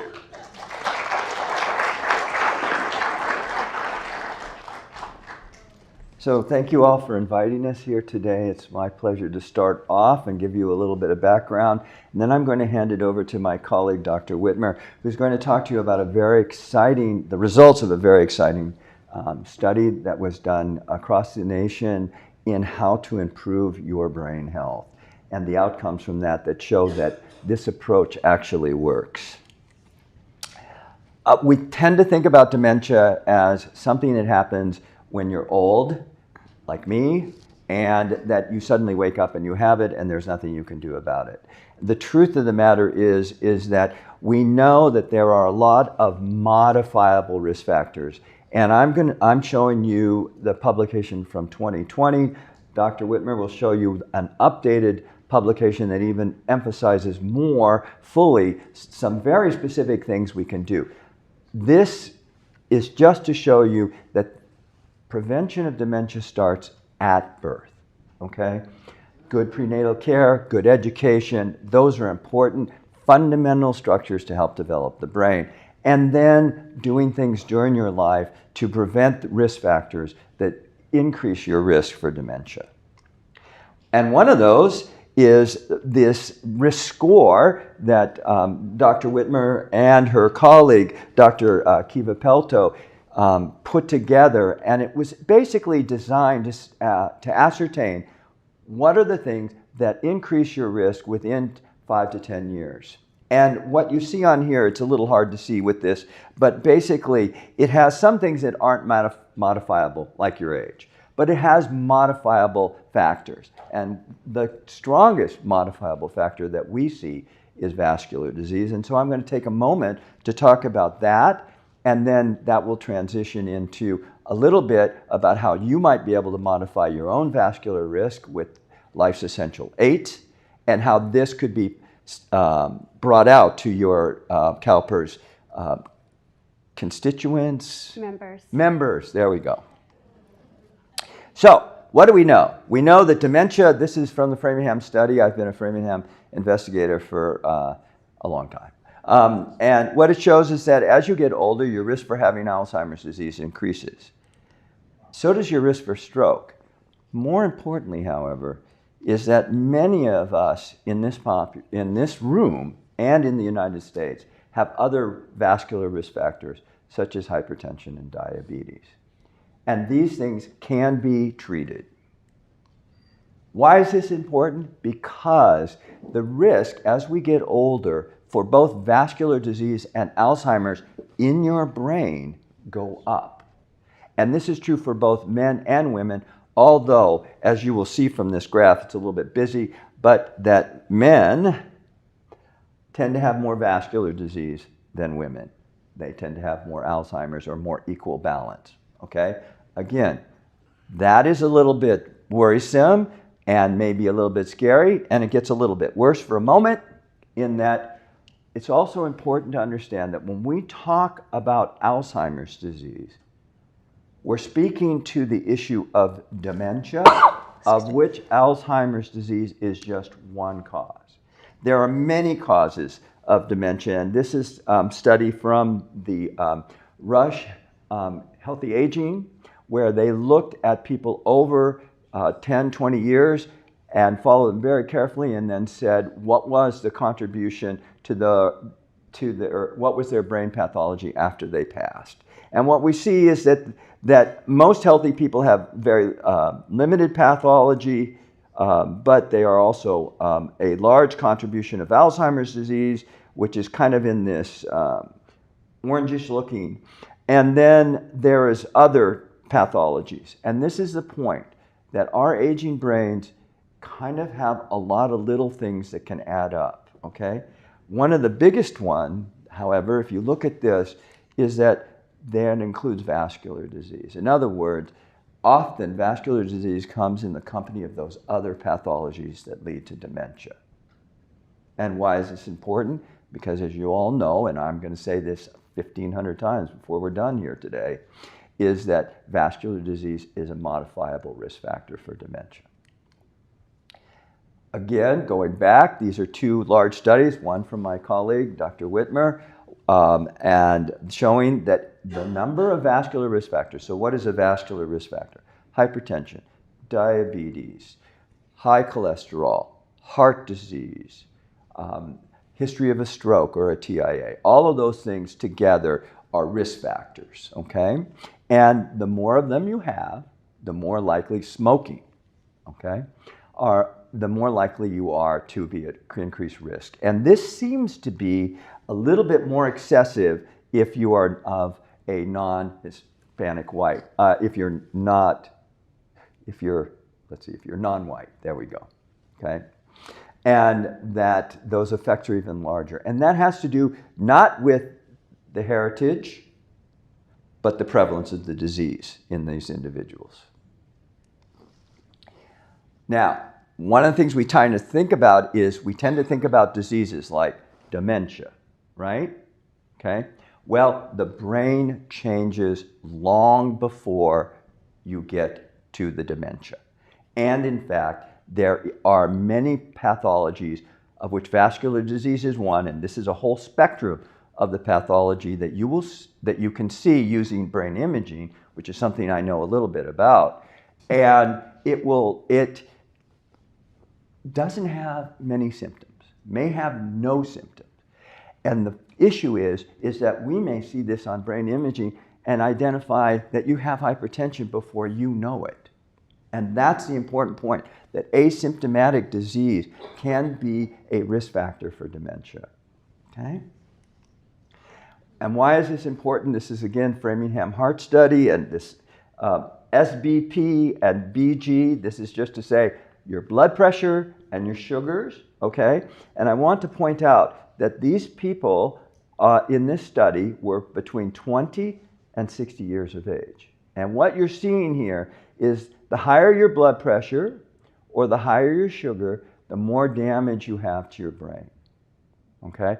And this is important because if you're in perfect health, as we get older, our brain shrinks a little bit. And some of you this might be the first time you hear it. Yes, ma'am. I'm so sorry to interrupt you, but for me, sugar, natural sugar or Excessive sugar in your blood. doesn't matter. Diabetes. Okay? Good question. Thank you for clarifying that. I can sometimes speed along and not realize what I'm doing. Okay, so these subtle things, they're not necessarily you have diabetes, but maybe you have that pre-diabetes that you might have heard from your doctors or heard talked about, okay? That can affect your brain early in life, okay? And often the problem is we don't go to our physicians and get these things checked, and therefore they go undiagnosed and untreated. And in fact, about 50% of people age about 55 or 60 don't have all their diseases diagnosed, okay? And then those who have them diagnosed don't do all that well in getting them treated. And I'm going to talk about that in just a second. What does this mean? This means that, let's say there's just this healthy aging continuum. You're doing really well and your brain is looking great, okay? It's changing a little bit, but it's not falling off a cliff. But if you add in vascular risk factors, things start to happen. And that sets you up if you have another disease like Alzheimer's disease or Lewy body disease or one of the other common dementias. Those silent changes in your brain are critically important to your risk. And in fact, again, like was introduced, this is a long-term game. This is a long-term game, a long ball game or whatever. You have to look forward about 10 years. If you have these pathologies, in 10 years your risk goes up considerably. It doesn't go up today, it doesn't go up tomorrow, it goes up in 5 to 10 years, which gives you, as an individual, the opportunity to intervene. And the good news is there's lots of ways to intervene.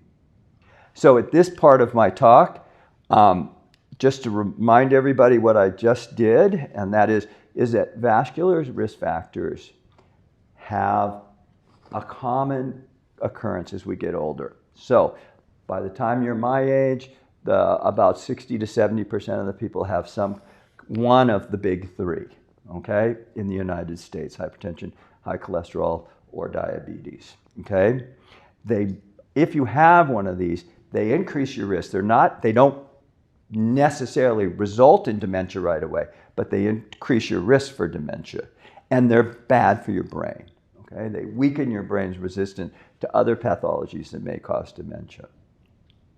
And that it's common for vascular disease to be present in brains of people who have dementia, okay? So this is something that's modifiable. And so the idea here conceptually is that we have a developmental phase, we have a maintenance phase, and then we have hopefully a very, very slow decline, okay? Can we modify that? And the answer is that yes, that if you look at the brain health and the brain injury, if we can reduce the injury, then we can improve the health. Does that make sense? So, is this happening in our population? And the answer is yes. For those of you who are not familiar with NHANES, this is a national registry where people go in and get asked questions, get their blood pressure checked. It's all about cardiovascular disease. And these curves, the important part of these curves is just to say when were they done and what was the blood pressure and what does that mean. So way back when people's average blood pressure was closer to 150, it's coming up to 130. That's our magic number right now, okay? What happens? When you move from 150 to 130, you reduce the risk of heart, stroke, and death, okay?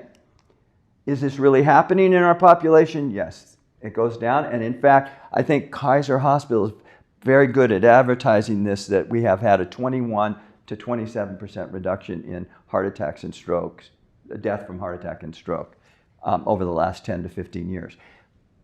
Big thing though, we're not sure this is going to be maintained.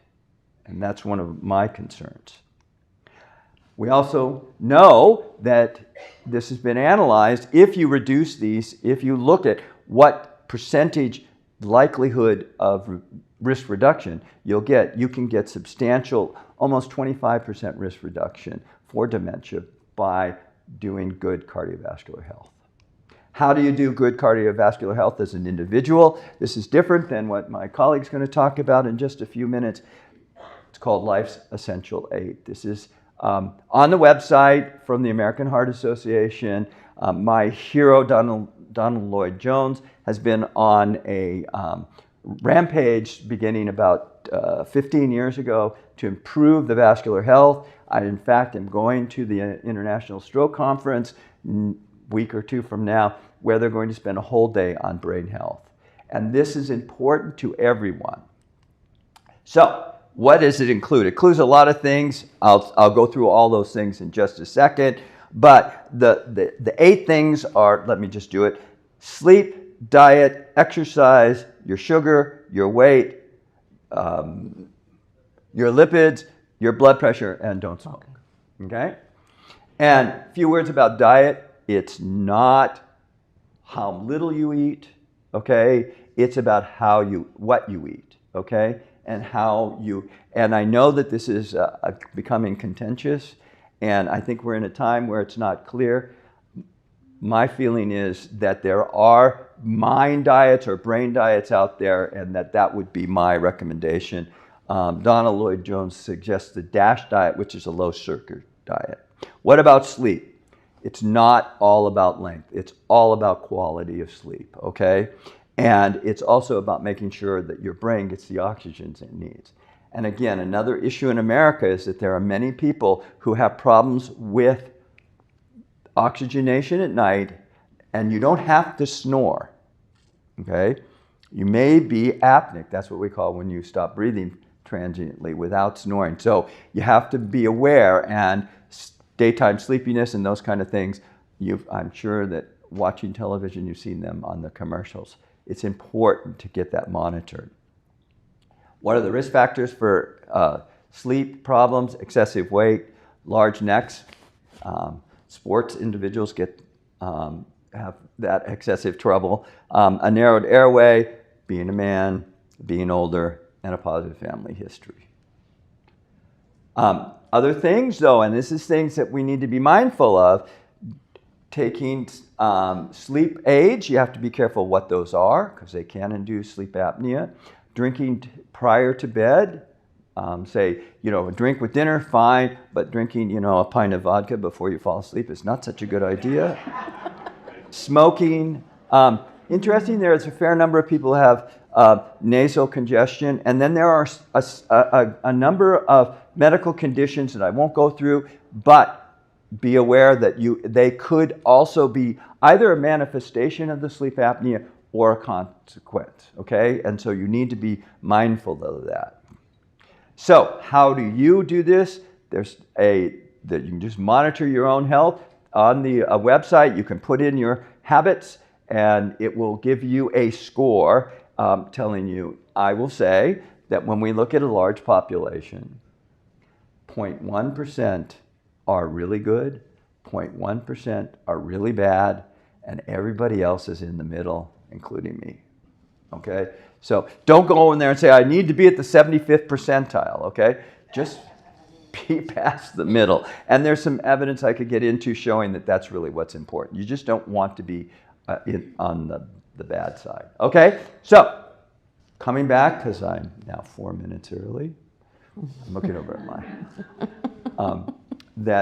What are we trying to succeed in doing here?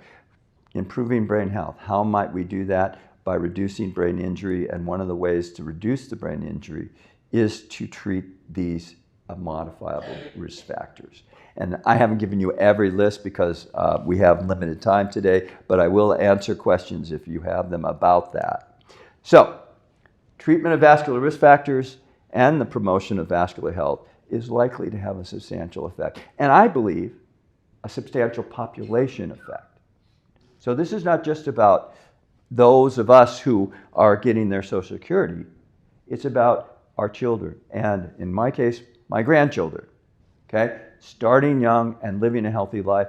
That includes good prenatal care, postnatal care, early life education, early life nutrition, and overall good health throughout the lifespan. And things that improve vascular health improve brain health, okay? And so now I'm going to turn it over to my colleague who spearheaded an incredible study done across the United States at 4 different centers showing that what you can do at age 60 or 65 can change how your brain thinks and works for the better. Dr. Whitmer? Thank you. Thank you so much, Dr. DeCarli, and it's great to be here. We're both honored to be part of this event and talking about a topic that's near and dear to our heart and our brains. So Dr. DeCarli did a really wonderful job at really outlining all these vascular influences and effects on brain health, and also the concept that brain health is something to think about over the lifetime. And I feel like the public has a pretty good sense of thinking about heart health over the lifetime, but it's only been more recently that people are really embracing and thinking about brain health over your lifetime. So even though the majority of problems that cause cognitive impairment or dementia show up later in life, we know that the processes in the brain, as illustrated by my colleague, really happen over decades. And that the influences of these risk factors on these brain changes also happen over decades. So he started the talk showing the Lancet Commission from 2020, and we just came out with, in 2024, a more recent one. And what this commission is it's a really, really deep dive on an amalgamation of all the data, all the science, all the risk factors, all the studies, and the studies go through a very detailed quality control check. And what was new in 2024 is that low density lipid in particular, and also vision loss were also added to the list of things that we call modifiable risk factors. You can't change your age, you can't change your family history, but there are some things that you do have influence over. And so these are 14 modifiable risk factors. And if we do what's called population attributable risk, we think 45% of dementia is caused by things that are modifiable.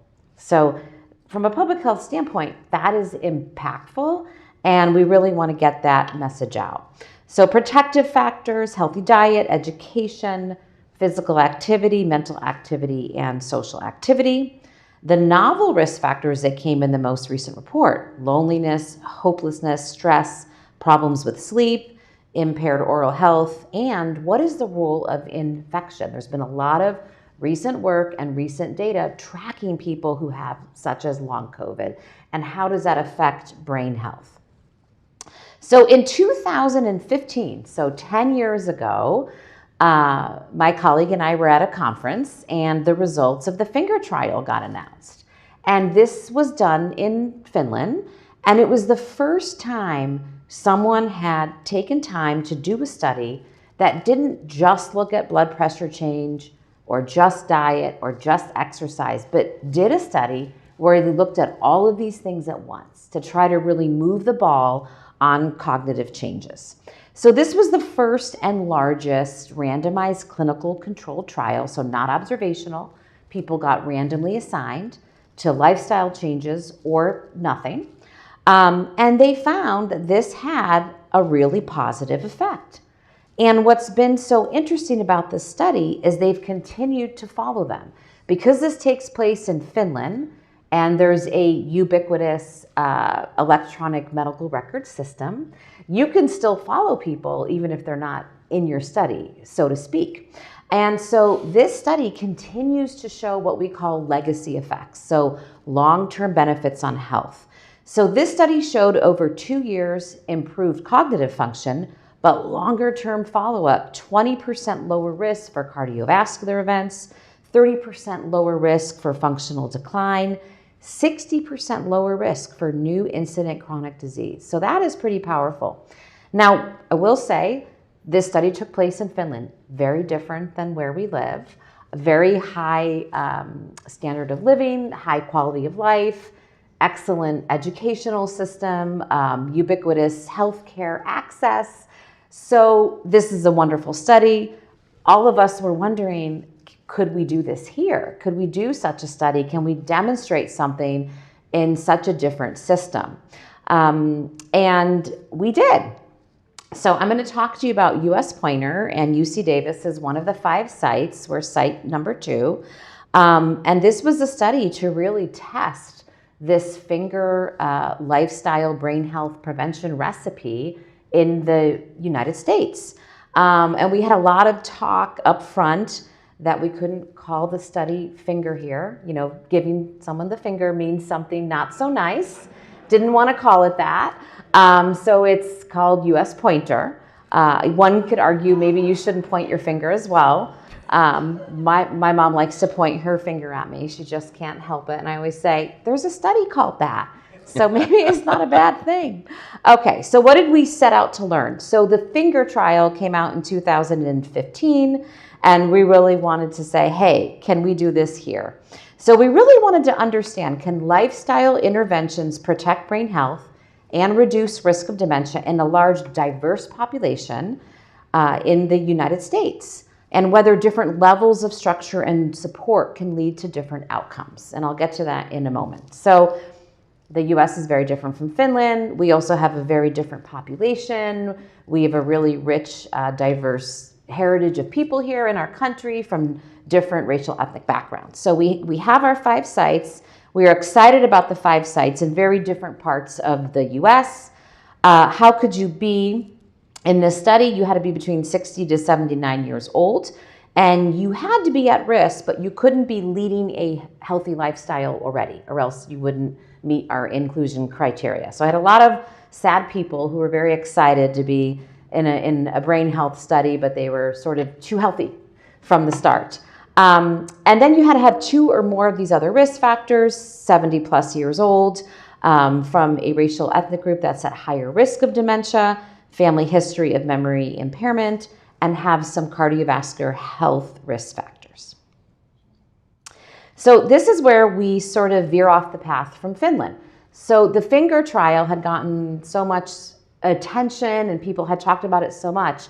We were really worried in this study, could we really randomize people to a lifestyle arm and then a control arm? Could we really have a control group? We're not in control of what you get randomized to. There's all kinds of statistical algorithms. People have to be ready to press the button. And we thought, well, what if rather than having a pure control group, we have a group that still has some lifestyle changes, but it is self-guided. They decide what they want to do and they're given educational material. And we realized that, doing that is very comparable to the control group in Finland because they have ubiquitous healthcare access and this higher quality of life. So that's what ended up happening. So you were randomized into 2 groups, either this self-guided where you were given educational materials, you could decide what to do or what not to do, and you had 6 meetings over 2 years, or you got randomized into our structured group, which involved physical activity, you were part of a team, you were given a wellness coach, there was tailored monitoring for your risk factors, and people had different risk factors. Some people in the study just had hypertension, some people had hypertension, diabetes, and high cholesterol, but whatever it was, that was closely monitored.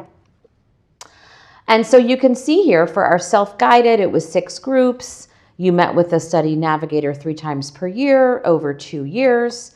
And the health monitoring was annual blood laboratory results and blood pressure measurements. This is what happened in the structure group. physical exercise. So you had to have a sustained level of cardiovascular exercise 4 to 5 times a week, 2 to 3 times a week, weight training or stretching. You had to follow the MIND diet, and I'm so glad my colleague talked about diet. The MIND diet is really a combination of the Mediterranean diet and the DASH diet. And cognitive and social challenges, and again, very tailored guideline-based health coaching. So the pointer prescription, like what happened in that structured group. The aerobic exercise, 4 days a week, 30 to 35 minutes, resistance twice a week, stretching and balancing twice a week, and you had to aim for changing your diet, which was closely tracked, Brain HQ to do some cognitive brain games, and then also labs. Now, both groups benefited from being part of a team. So whether you were in the structure to the self-guided, you were part of a team. It's just, did your team meet 38 times over 2 years, or did it meet 6 times? But I think that's something important to keep in mind as we look at these results, is that everyone was part of something. What is on the MIND diet? And I really spent a lot of time thinking about this when the study started. I thought, okay, I am asking people to make these changes. Can I do this? And so the MIND diet is 3 servings of whole grains every day, at least 1 dark green salad and 1 other vegetable each day. So lots of leafy greens, berries at least twice a week. I thought, okay, great. I love berries. I eat berries every day. I'm eating my leafy salads. I also love nuts, at least 1 ounce of nuts every day. Beans or legumes every other day, poultry twice a week, fish at least once a week. Great, I love fish. This is when things went bad for me, was this last row. Okay, no more than 1 tablespoon of butter or margarine, so choose olive oil. Okay, I like olive oil. This was the last thing, cheese. So you can't have cheese or fried food and fast food more than once a week. I thought, okay, I don't do a lot of fried or fast food, but I do love cheese.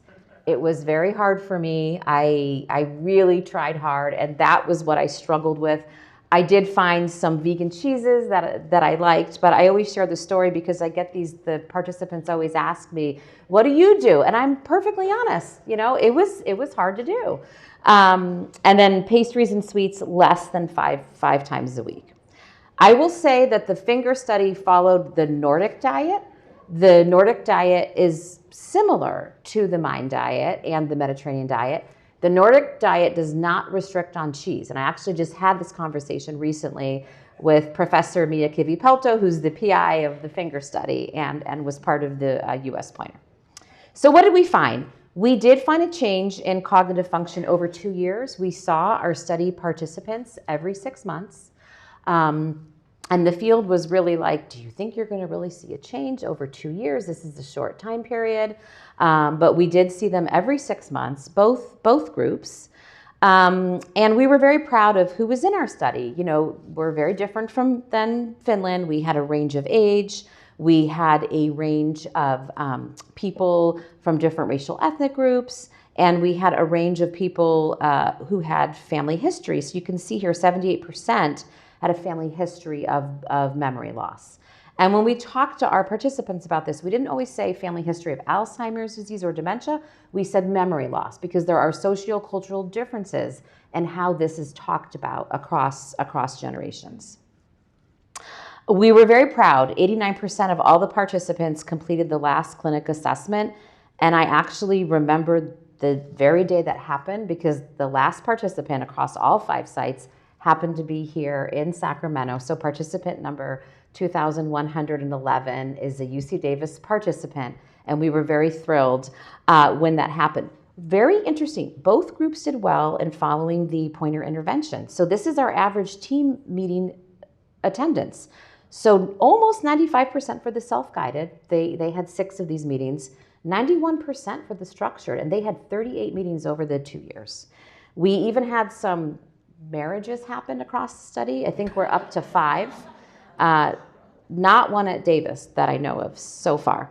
And the average number of very active Fitbit minutes, so this is in that structured group. So the goal was 90 minutes, but the average was 86. So once people started to exercise, they started to really enjoy it. And what we talked about a lot with our interventionists and our navigators was we didn't have people start from 1 week to the next doing everything. We built up to it. Because again, the people in our study were at risk, but they were leading unhealthy sedentary lifestyle, which is not hard to do here. You know, it's hard to find fresh quality food, hard to find time to exercise. We didn't have people change their behavior overnight or in 1 week. We had them built up. And it was very effective. And once people started to do it, they felt empowered, they felt better. And so we're very proud that their average Fitbit minute was 86 minutes. So they started to enjoy exercise. What did we find? So group differences in cognitive function over time. So this is the self-guided group. So this is the group that didn't have all of the structured things going on. Their cognitive function did improve, even with their self-guided, what they chose to incorporate in terms of healthy living. So you see here, the light purple on the left shows the average score in each assessment. And then you can see cognitive function improved for both groups, but it improved much more in that structured group that had more intensive lifestyle changes. So both groups improved, and the structured group improved statistically significantly more. So it was a greater benefit on cognitive function. And again, this is just over 2 years. So if you take a step back and think, what could these lifestyle changes mean over 5 years, 10 years, a decade, or over a lifetime? It's really the tip of the iceberg. What we were so happy about too was this extra benefit was regardless of whether you were male or female, regardless of age, and regardless of whether you were ApoE4 genotype, which is a genetic risk factor for Alzheimer's disease, and regardless of heart health. We had a big range in people's level of heart health at the beginning of the study. Some people just had hypertension, some people had a lot more going on, but the benefit of the lifestyle changes on the improved cognitive function was the same regardless, and that was very reassuring. So we estimate the extra benefit of the 2-year intervention is that it slows cognitive aging by 1 to 2 years. That is a big deal that we saw that in 2 years. And so the magnitude of the cognitive benefit that we saw is larger than most of the drug trials that have been done. And so it's a really exciting time in the field because now we can say, what will happen if we do studies where we are testing perhaps new pharmaceuticals and at the same time we're also testing these lifestyle changes?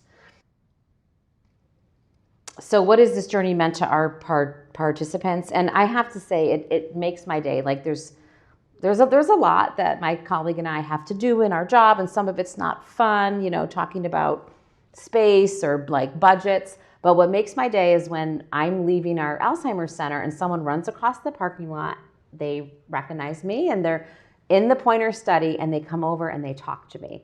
And Dr. DeCarli and I just recently had a wonderful visit with a Pointer participant who's completely changed his lifestyle. And he started the study on 5 medications and he's only on 1 now. So it is really wonderful. People share with me about weight they've lost or medication changes or their quality of life. And there's a really wonderful participant named Phyllis who's from the Chicago site. And she signs her name now, Phyllis AP, Phyllis after Pointer. But she has, and really has taken it upon herself to talk to her community. She's in the Chicago area about how you can improve your brain health, and you can do it at any age. So it really means a lot to see that, you know, people's health has changed, and people were sharing their health changes before the study had finished. We didn't know. It's a blinded trial. We didn't know until the study was over and we had time to analyze the data that there was a benefit in cognitive function. But my colleague and I, what we saw, which was going on during the study, was that it was already having positive effects on other risk factors. And actually, my colleague forgot to mention that he is in charge of analyzing all of the MRI and brain data. And there's going to be some really exciting stuff coming out in the next few months on how this intervention actually may or may not have had effects on things in the brain that are indicative of brain health and specifically vascular mechanisms. And so people talk about how it's a legacy effect and that they can think about sharing this knowledge with their community, with their children, and with their grandchildren. So now the intervention's over. We're still seeing our participants once a year to look for that legacy effect. We know from some very fundamental studies in the field that looked at diabetes and at blood sugar control, we know that with a lot of these interventions in clinical trials, the study can end, but you can see far-reaching effects on health 5, 10, 15, 20 years later. So we're continuing, and it's part of something called Worldwide Fingers, which you can Google. I was gonna say 38, but maybe we're up to 51. There are a number of lifestyle interventions going on around the world globally, and all of them are being done slightly different to meet the local culture. So we're really excited because in the future, we will be combining all that data and looking at how these lifestyle interventions affect brain health in multiple communities. So we have work going on Singapore, China, India. There's something called the LATAM, Latin American Fingers in South America. So if we even delay onset by 5 years, look what can happen. People wouldn't develop. Families would benefit. We would save money. Thank you.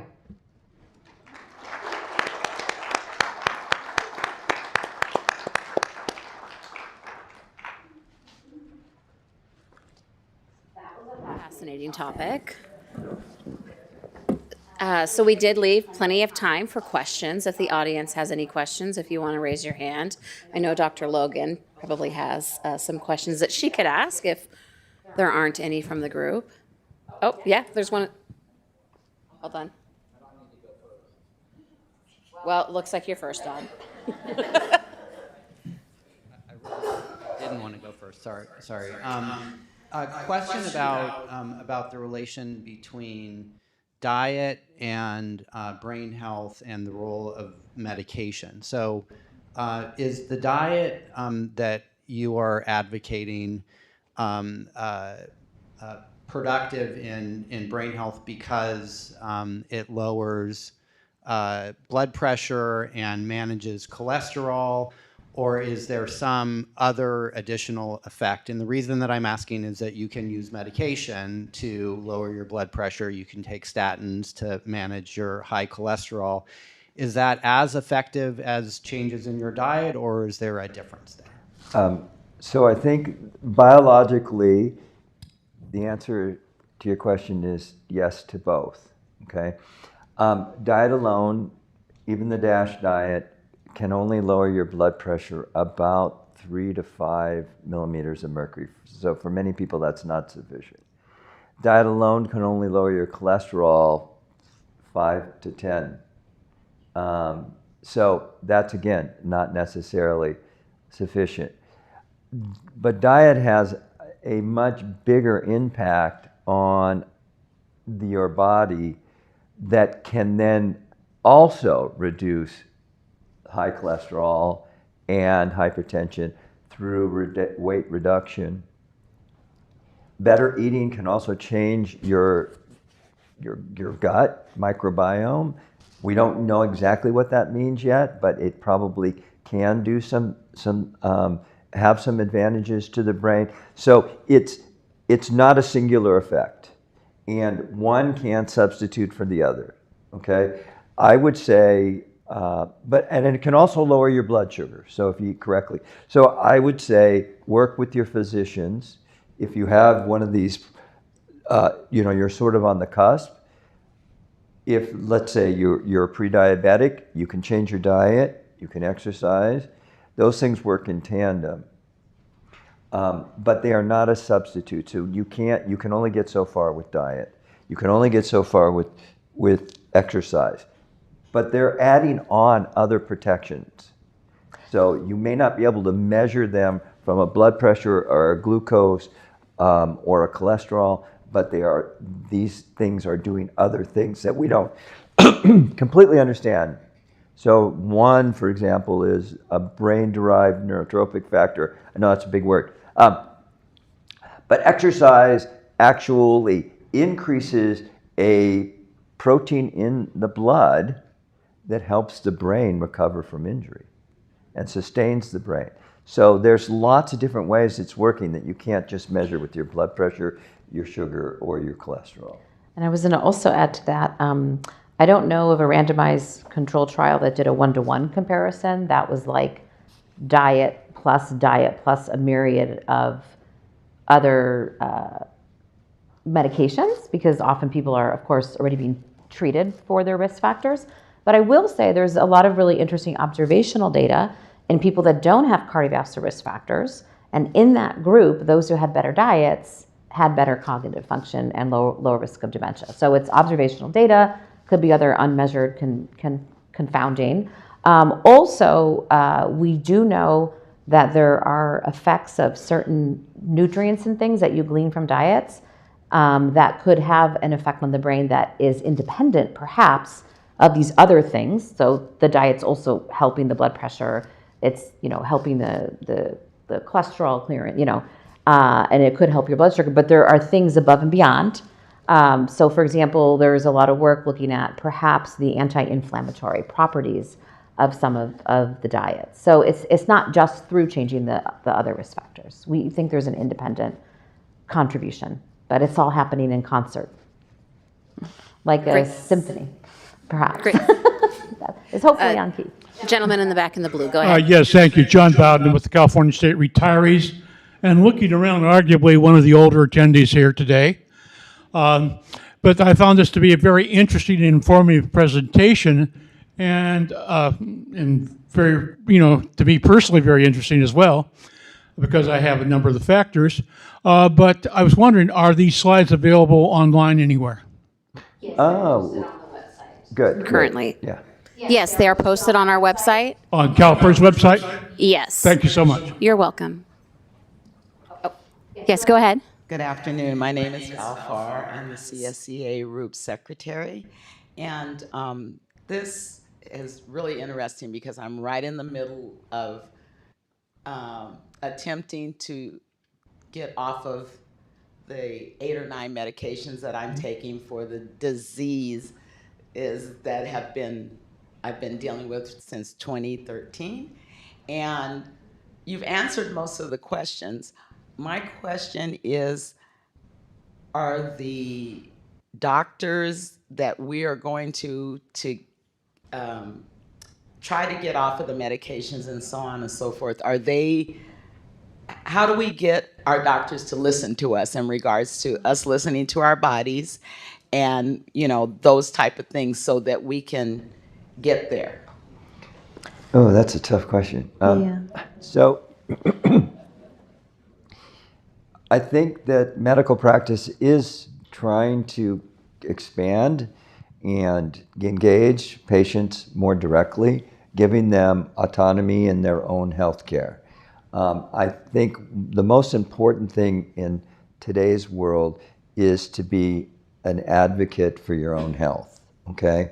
So the more you can learn, the better it can be, because the healthcare environment is really complex, or the landscape is really complex right now. And so I would say, if you feel like your physician is not listening to you, getting another physician is okay if you can do that, okay? What I would caution everyone in this room and anyone who talks to me is beware that there is a whole culture of instant gratification through supplements or doing these things. I was just asked to comment on some influencers who were trying to tell us that if you did complex hand movements, that would reduce the likelihood you're going to get Alzheimer's disease. Well, I wish that were so true. Yeah. So just be mindful, okay, that there is a whole group of individuals who will say to you, if you spend $250 a month on these supplements, you won't need your blood pressure medicine anymore. Or if you do some concoction before you go to bed, you don't need your diabetes medicine anymore. Just be careful there. Just be careful. But at the same time, if you're not engaged, if your physician is not engaging with you on your own health, then get someone who will. And I say that as a physician. Thank you. We have another question in the front, if a mic runner can come up.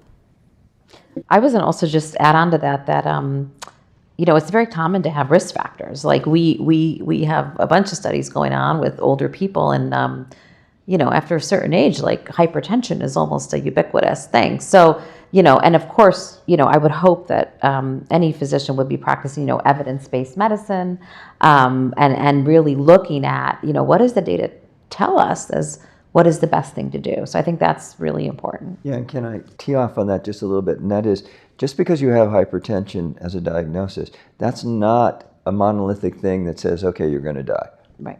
Okay? It's how you manage that hypertension. Okay?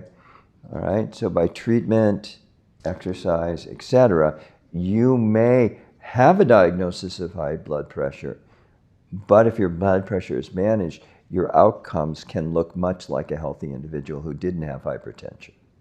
Right. Does that make sense? Okay. And we're not in control of our family history and our genetics, right? So everyone has to work within that, right? So I have a different set of family history than my husband. We're going to respond differently to lifestyle changes that we try to do.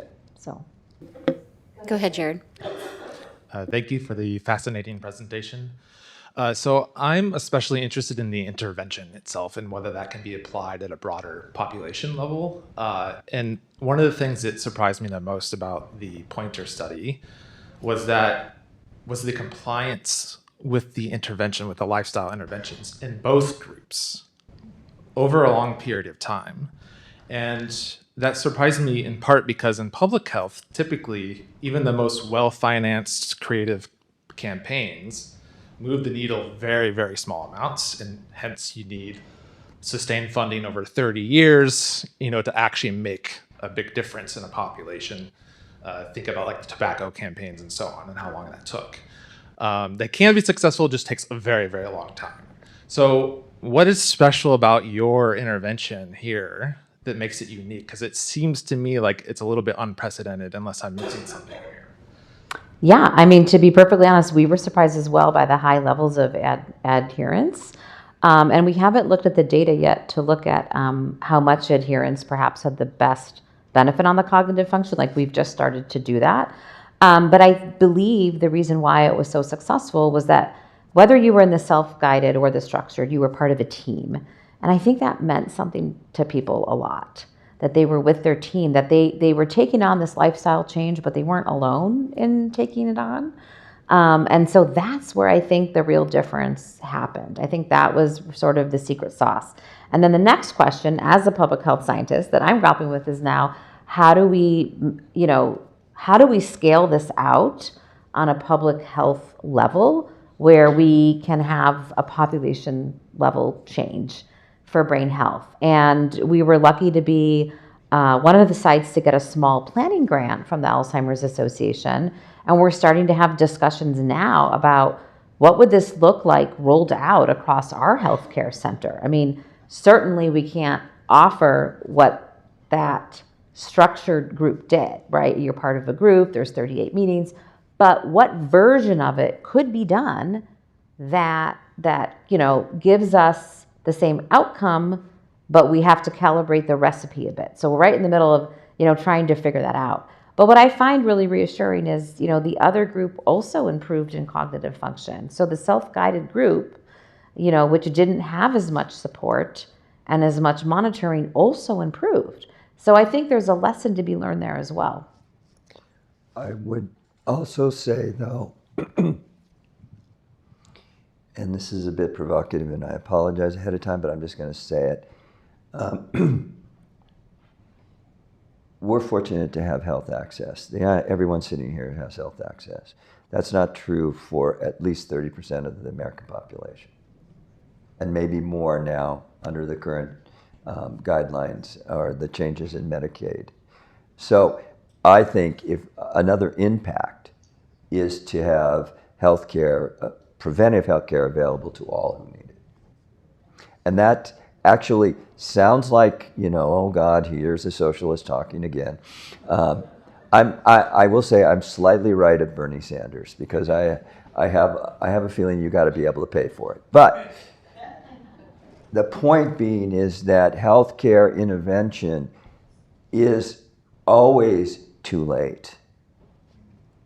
Prevention is what we need to emphasize, and this is really all about prevention. It's all about health maintenance. And the thing that Dr. Whitmer was pointing out, and I think is really important, we want to change the dialogue about health being just as much about the brain health as it is in the heart health. Because this is a society in which where technological advances are going so quickly, we need to be on our toes. Okay, I am pretty sure that I will not have a cell phone when I'm 80 years old, and that's not that far away. Because I know that my watch is going to be like Dick Tracy. Hello there. It actually already is, but if any of you have had these watches, they're not very good when you're trying to talk on the phone. But I mean, I think things are changing dramatically, okay? And we're moving away from the agrarian society to an intellectual, a high scientific, highly technical. And that means we need our brains. We need our brains more than ever. I mean, ask anybody who has a computer and where are their passwords? Oh my goodness. Hi, Jeff McLennan, CSR.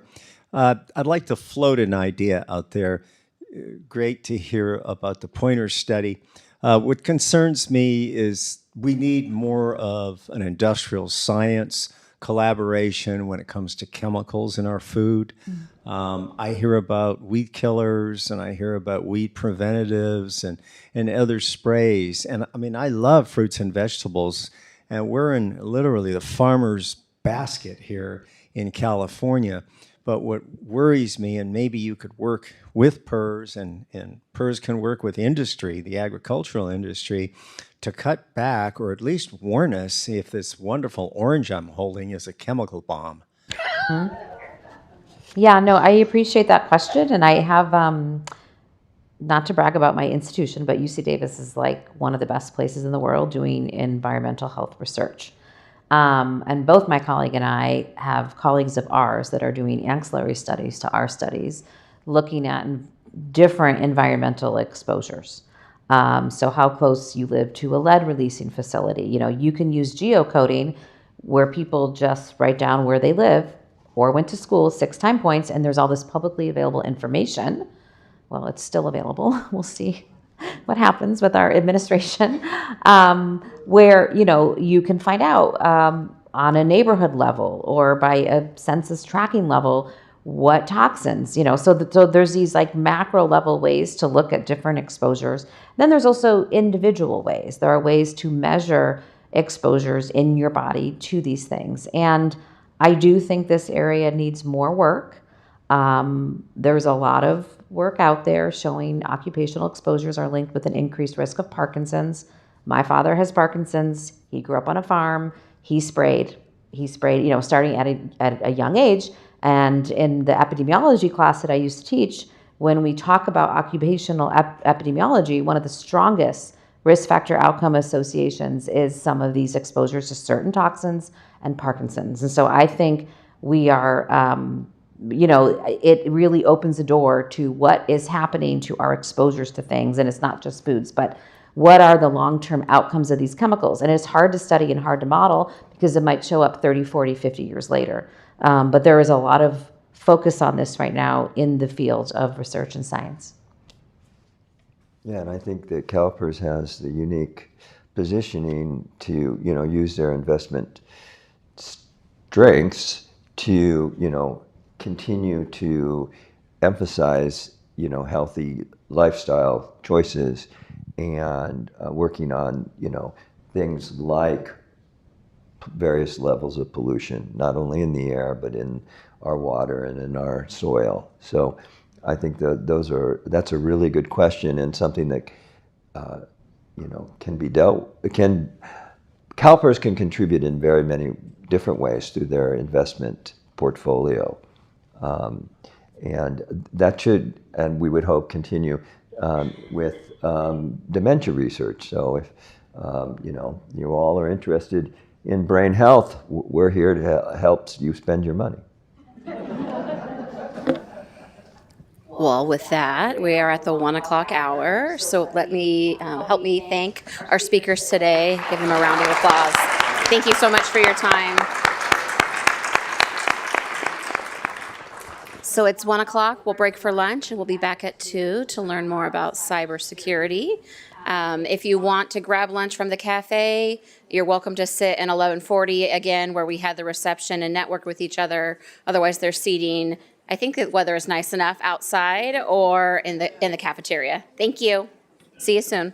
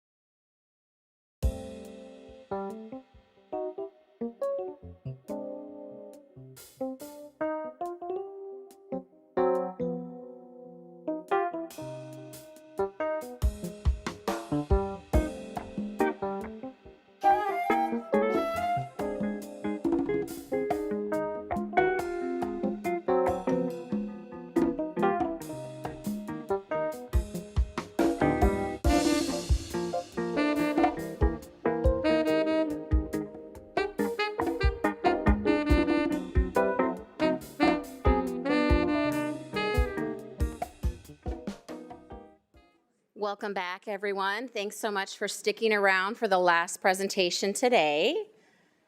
Today's presentation is Safeguarding Our Identity, Essential Strategies for Staying Safe. Today we're joined by Al Arboleto, Unfortunately, his counterpart is ill and won't be here today, so he will be giving the presentation by himself, but I'm sure we're all in good hands. Well, with that warm welcome, I'll welcome Al to the podium to give his presentation.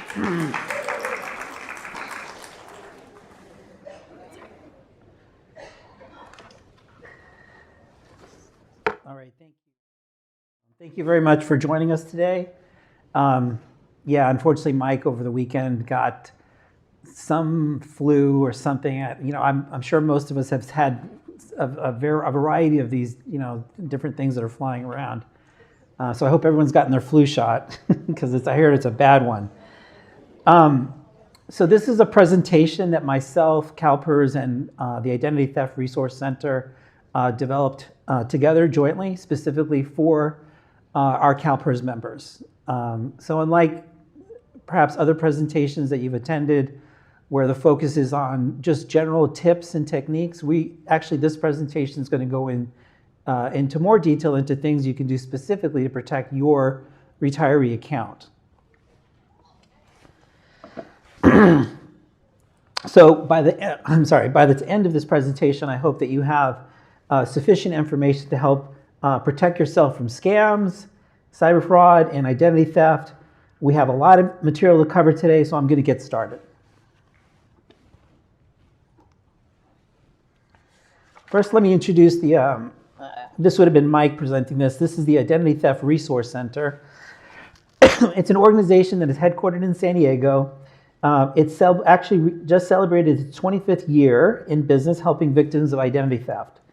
It's a nonprofit organization founded by victims of identity crime back when identity theft and data breaches involved primarily paper documents. Today, the ITRC is a nationwide organization that helps victims of identity crimes recover their identities free of charge. They help educate consumers and small businesses on how to protect their personal information.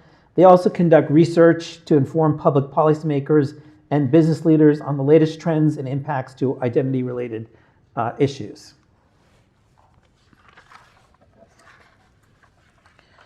So we're going to begin today's session with an overview of what an identity is and how many different pieces of data contribute to our overall identity.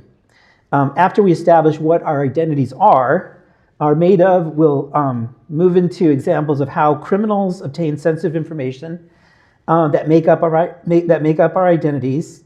Building upon the ways that criminals obtain our information, we'll then take a look at some of the ways that that information can be misused. Then we're going to shift gears and discuss some of the ways that one might become aware of the misuse of their identity and how to get help and begin the recovery and restoration process. Lastly, we'll round out the session today with recommendations and best practices to protect your devices and prevent your data from becoming compromised and misused. And we're going to do that in 45 minutes.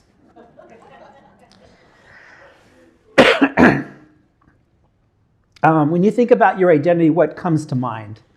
Your social security number, your date of birth, your driver's license, your passport number. These are the kinds of things that you think about when we think about our identity. Because those are the things that from the way we identify ourselves, so how we represent ourselves in the online world, these are the key pieces of information that differentiate us from all the other people that are accessing different websites. So we're going to take a closer look at what these pieces of information are and how they establish our identity. When we put all these things together, this is what enables identity thieves to commit their crimes.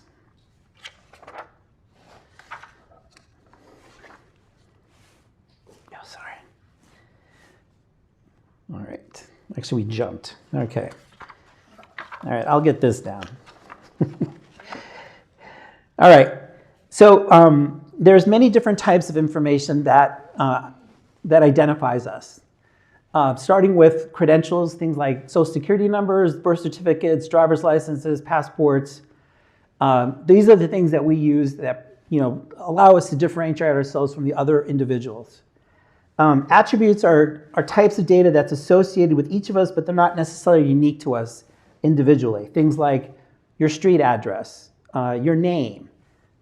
Many people live on the same streets. Many people may share the same names. Behaviors are things that we do and can represent the routine patterns of activity in our day-to-day lives.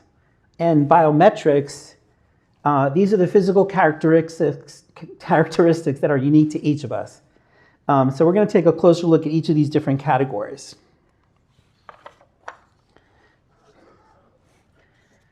So credentials are things that are unique to us. They're our social security number. They're our birth certificates. These are the things that are issued by government, state agencies, and they're unique to each of us. Now, your account number at CalPERS is the number that's uniquely assigned to you. And it's used to identify which accounts belong to you uniquely. It's the same thing for your username and password that you use to access My CalPERS, which identifies you as an authorized user with access only to your account information. Now, these identifiers, social security numbers, passports, usernames, and passwords, are very useful to identity thieves. When combined with other pieces of information that might have come from the previous page, they will generally be sufficient to impersonate a victim and pass the Know Your Customer verification questions. And for those of you that haven't logged into My CalPERS or are still working and haven't the benefit of being retired, these are the things that we ask when you make a change or when you register. When you used to register for a My CalPERS account, these are pieces of information that help us to determine whether you are the person that's logging into the system.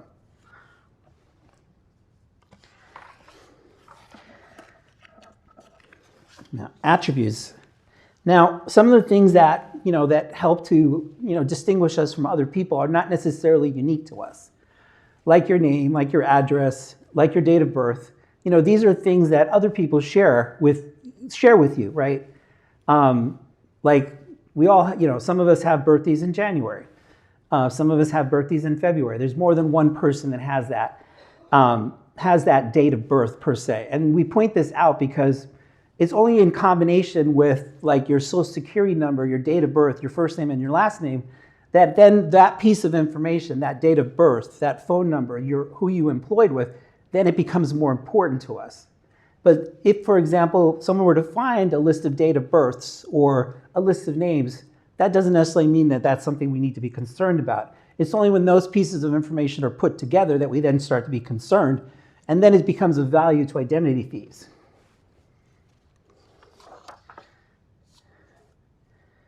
Now, behaviors are behaviors are things that we do in our day-to-day lives.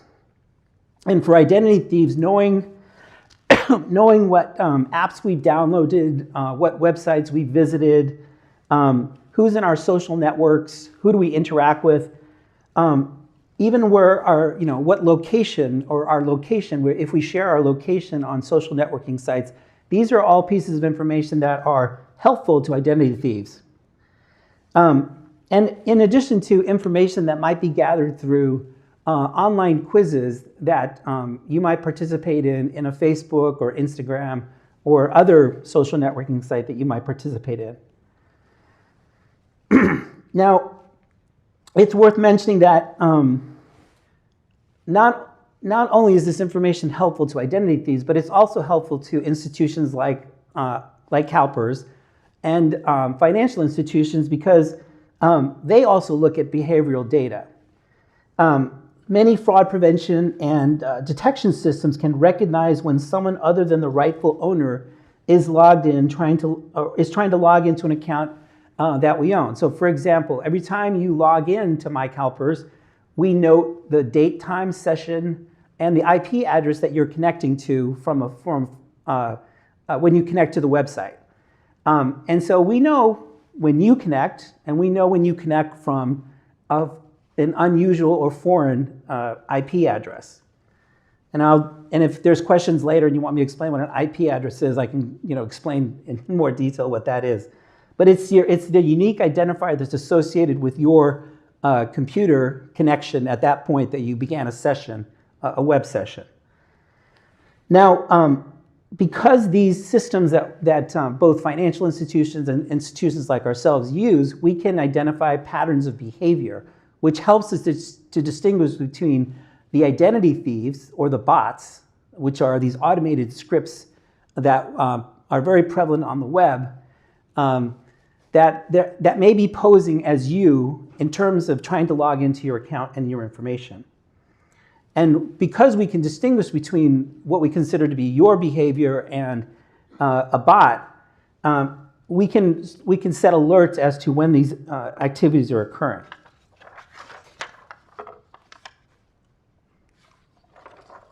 Now, biometrics, these have been around for a little while. It's things like our voice, our fingerprints, our facial features. I guess it's been about 3 or 4, maybe 5 years since things like the iPhones and the Androids use facial recognition to open up your phone. So it shouldn't be a brand new set of technology. Most people should be familiar with these kinds of technologies. They really are the most secure methods of identifying somebody, right? Because your fingerprint is unique, right? In your face, even twins, their facial, when the facial recognition looks at 2 different twins, they can distinguish between one twin and the other. So these really, if we can incorporate these into our identification processes, these are really the most unique ways or the best ways to identify people. Now, recently, artificial intelligence, and I think we've had a couple of different speakers, at least during the board meetings, talk about both the benefits and the perils of artificial intelligence. So one of the things that artificial intelligence has now allowed is that using a very short clip of someone's voice, they can duplicate your voice and sound exactly like you. And the barriers to entry, where it used to be that you'd have to have a very sophisticated computer, you'd have to have people that had computer science degrees, those barriers of entry have dramatically decreased. So no longer can we rely just on a voice print to determine whether that person is the real person or it's been generated by AI. And the same thing goes for video recordings. There are now video recordings or AI tools that make video recordings that could take a short clip of you and then very easily create a very good facsimile of you that could be used to interact with a website, or a contact center, even in a Zoom call. Now, with these capabilities, people can be easily impersonated, and both in appearance and speech on social media, for example. And later on in the presentation, we'll talk about some of the romance scams and the investment scams, where these are really prevalent, where people have been taken in by interactions with people on Facebook or TikTok or Instagram because they appear to be the individual that they think they are. So why would someone try to impersonate an individual on social media? Well, more than likely, it's to either gather information about you or to trick a family member into giving out information about you that they could then use as part of a romance or an investment scam. So for example, and we'll talk about this in further slides about how this information can then be used as part of a scam. So now we're going to talk about, now that we've kind of talked about identities and what thieves can use how thieves can use some of those identities, we're going to start talking about how identity thieves attain the information, right, needed to impersonate a person online or both.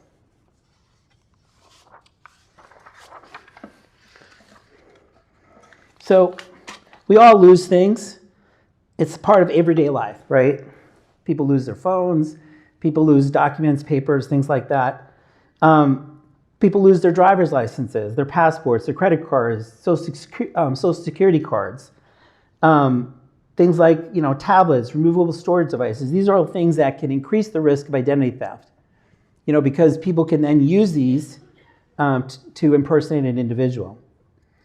Now, the risk or the misuse of lost items is very opportunistic, right?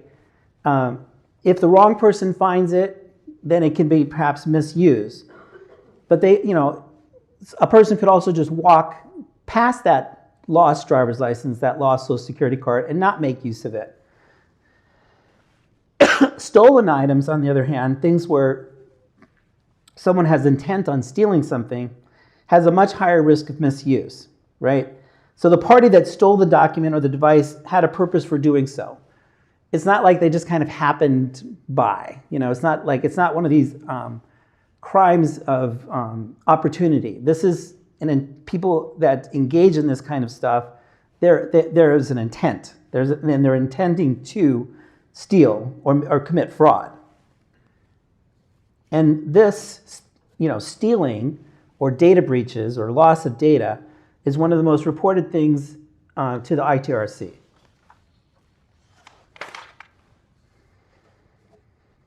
So one of the things that's been great about the internet is that we have so much access and so much information available to us, right?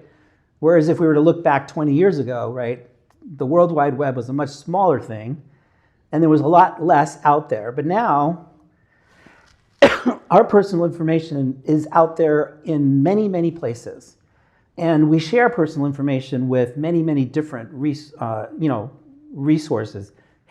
Healthcare, doctors, our dentist's office, people that you're trying to get a loan or a mortgage or financial institution. The number of people that have our information is just multiplied tremendously over the past 10 to 15 years.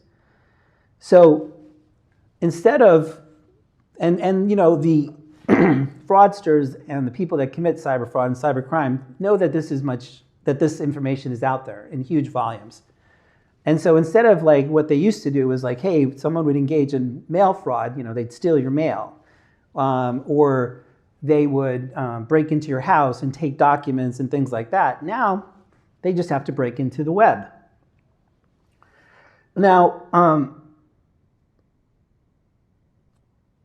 many organizations and industries gather large amounts of personal information for various reasons. And part of that collection of that information is having to do with making sure that we know who you are. But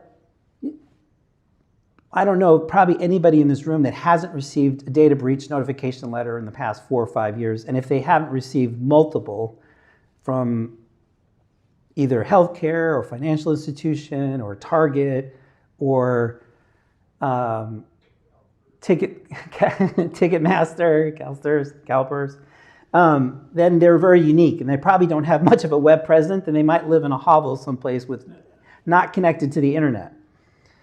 Now, historically, the industries that have had the largest number of data breaches have been financial institutions, and followed by healthcare being the second largest industry that's been affected by data breaches. So at this point, it's safe to say that all of our information, our social security number, our date of birth, our address, our phone numbers, is out there in the web someplace. And we're going to talk further in the presentation about what kinds of things you need to do to protect yourself, because you can't rely on praying and hoping that that information is not going to be used in some potential malfeasance or as some part of cyber fraud. Now, in terms of what gets reported to people, reported to the ITRC. Hacked devices are often reported. My mobile phone got hacked. My computer got hacked. And hack can mean many different things to different people. Sometimes it's just a matter of I think my user account and my password got impacted or breached in some sort of scam, or there's my phone or my desktop is acting very strangely, and I'm very concerned about it. Now, how does this happen though? Like, how does the computer get hacked? How does the phone get hacked?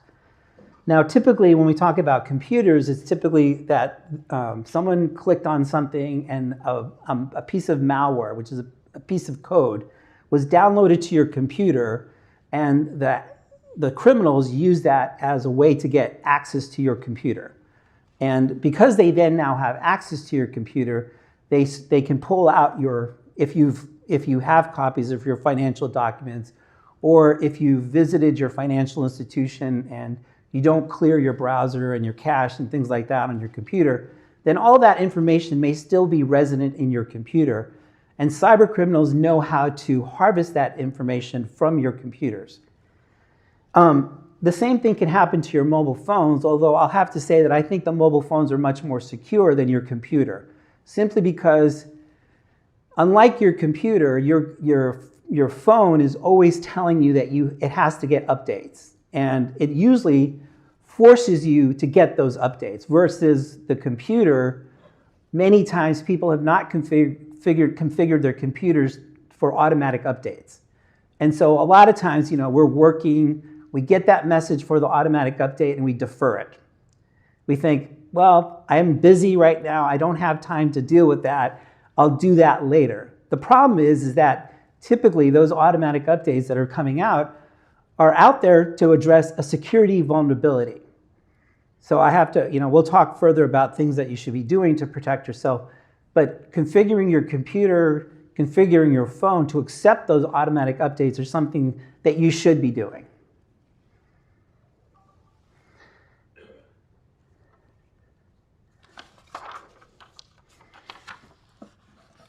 Now, scams can come in many different forms. And yesterday, when we were talking to the board about how to strengthen your cybersecurity program, we talked about the fact that there are two very common scams that are out there that target the senior people. One of them is the investment scam, and we'll talk about that one. But the other one is the romance scam. The women seem to be taken in more by the romance scams, and men seem to be taken in more by the investment scams. There's probably many reasons, and there's probably psychologists that can go into great detail as to why one particular scam appeals more to one gender as opposed to the other. But that's just the way it is. and it's important that we start to recognize that there's this huge industry behind these scams that are making money, and they know exactly their target base, and they know what's going to appeal to them. Now, scams will always come in with the idea that you're going to get a benefit, right? The romance scam is, there's going to be love or companionship or friendship as one of the benefits of engaging in that particular interaction. Investment scams are you're going to get money, you're going to get a high rate of return. Crypto is going crazy. You need to get in now, otherwise you're going to miss out. All those things. They're going to use various strategies to try to entice you to engage in those particular scams. Now, scams will also come with a sense of urgency. It's not only going to be that you're going to miss out on making that return, but if you don't make that decision today, you're going to be completely missing out, and that's never the case. They use that urgency, that sense of urgency, to entice you to take an action, and that action is typically to send them money in some form or fashion.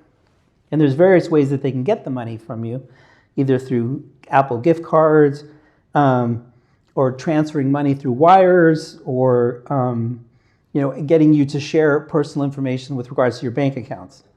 So now we're going to look at some real-world examples.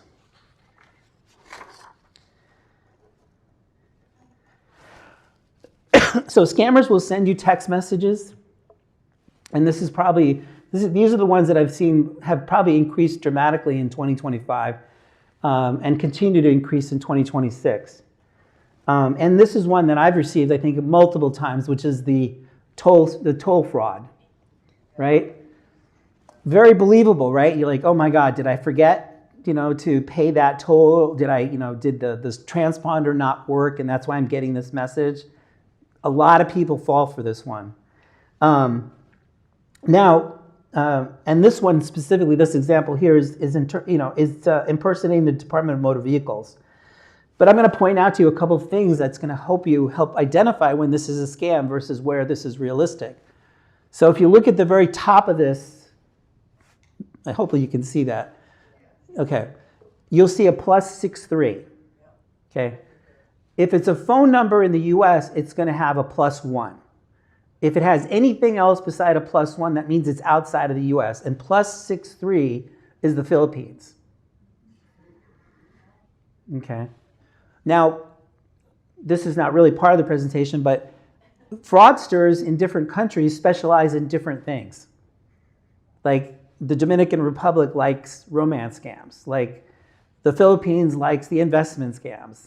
So not that always is the case, and sometimes fraudsters will hide their identities and use different phone numbers to fool you, but just noting where that number before the actual regular phone number is something to always look out for.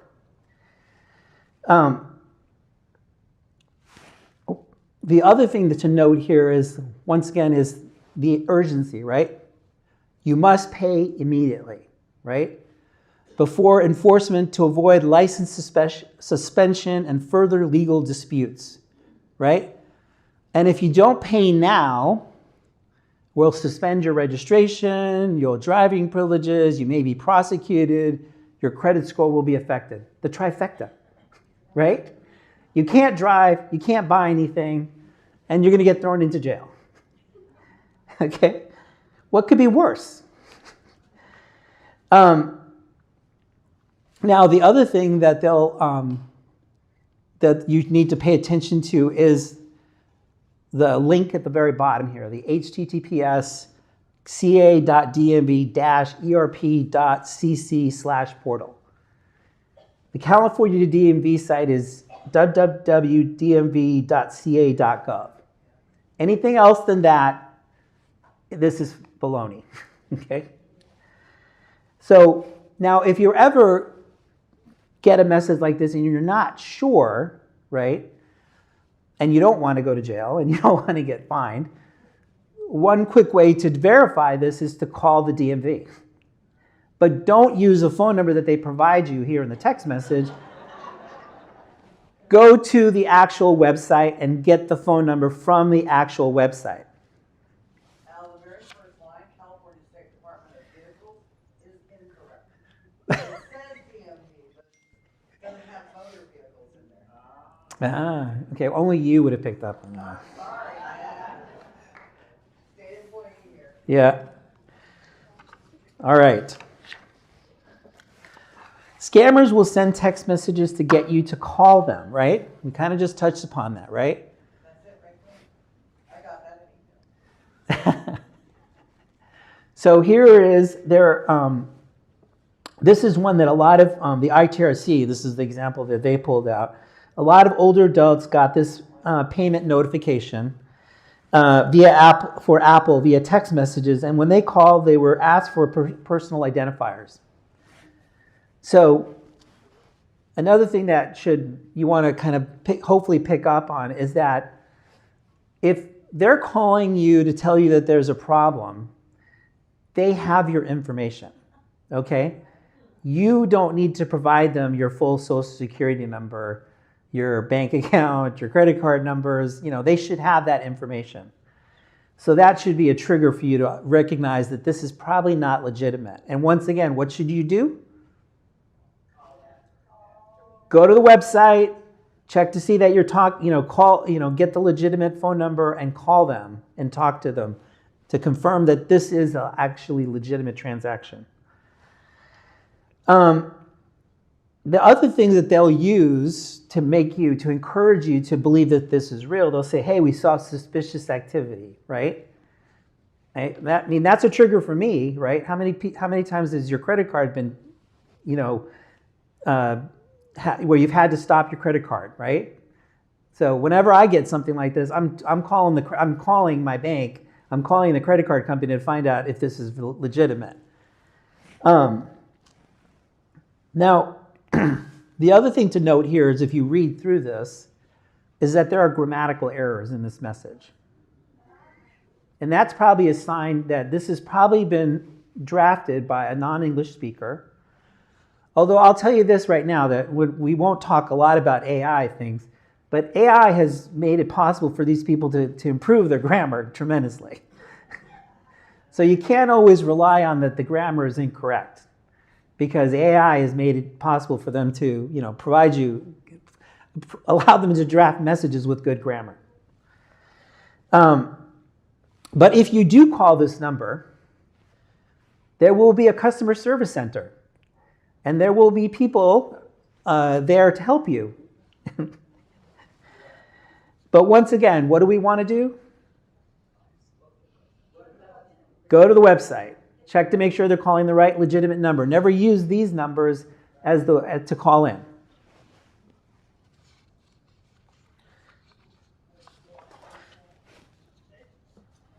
Now, scammers will also use email. And they're going to do stuff to get your attention right away, right? But once again, let's start to see what things we want to note to determine whether this is real or not. Now, this message is purported to come from Geek Squad. But if we look at the beginning of that from, we'll see that it says geek.squad43@hotmail.com. I don't think Geek Squad is using hotmail.com. I'm pretty much sure that that's probably not Geek Squad. So if it doesn't seem like it's coming from like the actual company, once again, note that where it's coming from. The next thing to note here is that they're gonna, if you do call them, they're gonna ask you for your personal identifiable information. And you don't ever want to provide that to them. Now, the legitimate Geek Squad would never send you an email from a free Hotmail email service. So, and like I said, I've said multiple times, and I'll keep repeating this, go to the main website. This is, Geek Squad is associated with Best Buy, so you go to the Best Buy website, look up the number, the contact us information on that website, call them, verify that this is the legitimate email. Scammers will also send you email with links. And one that oftentimes is sent is where they're impersonating the Social Security agency. Now, the link is supposed to take you to a page where you can download your monthly Social Security statement. Well, I mean, if you've logged into the Social Security statement, you know that you have to log in to get your monthly Social Security statement. They don't just email it to you. You have to log in and get authenticated. Now, it looks like it's authentic, right? You've got the logo, right? It looks, it appears to be like it's from the Social Security website. But once again, what do you want to do? Go to the website, call the phone number, make sure that it's from a trusted source.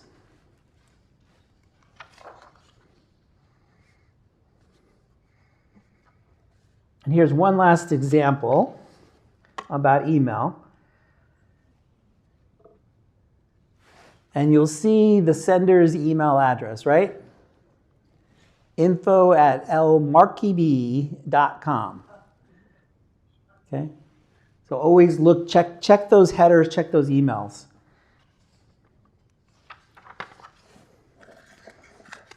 Now, scammers will also use apps to spoof phone numbers to make their calls appear to be coming from a known and trusted party. This is very easy to do. It doesn't take a tremendous amount of sophistication. So this is one tactic that is used a lot in, and you've probably heard about these family emergencies, right? Grandma, I'm in prison in Mexico. I need you to wire me $5,000. Right? And this is called the grandparent scam. They'll impersonate the grandchild, like I said. If they've monitored your social media and they can look at the videos and the pictures and things like that, they can very quickly learn a lot about you through social media. And they'll use that information to convince you to give away information to the fraudster. Now, another tactic that people use is impersonating law enforcement, right? This is the FBI, this is DHS. And they'll threaten you with, like, if you don't respond or you don't do some action, like give me over your personal information, that there will be consequences. Scammers will also try to impersonate financial institutions.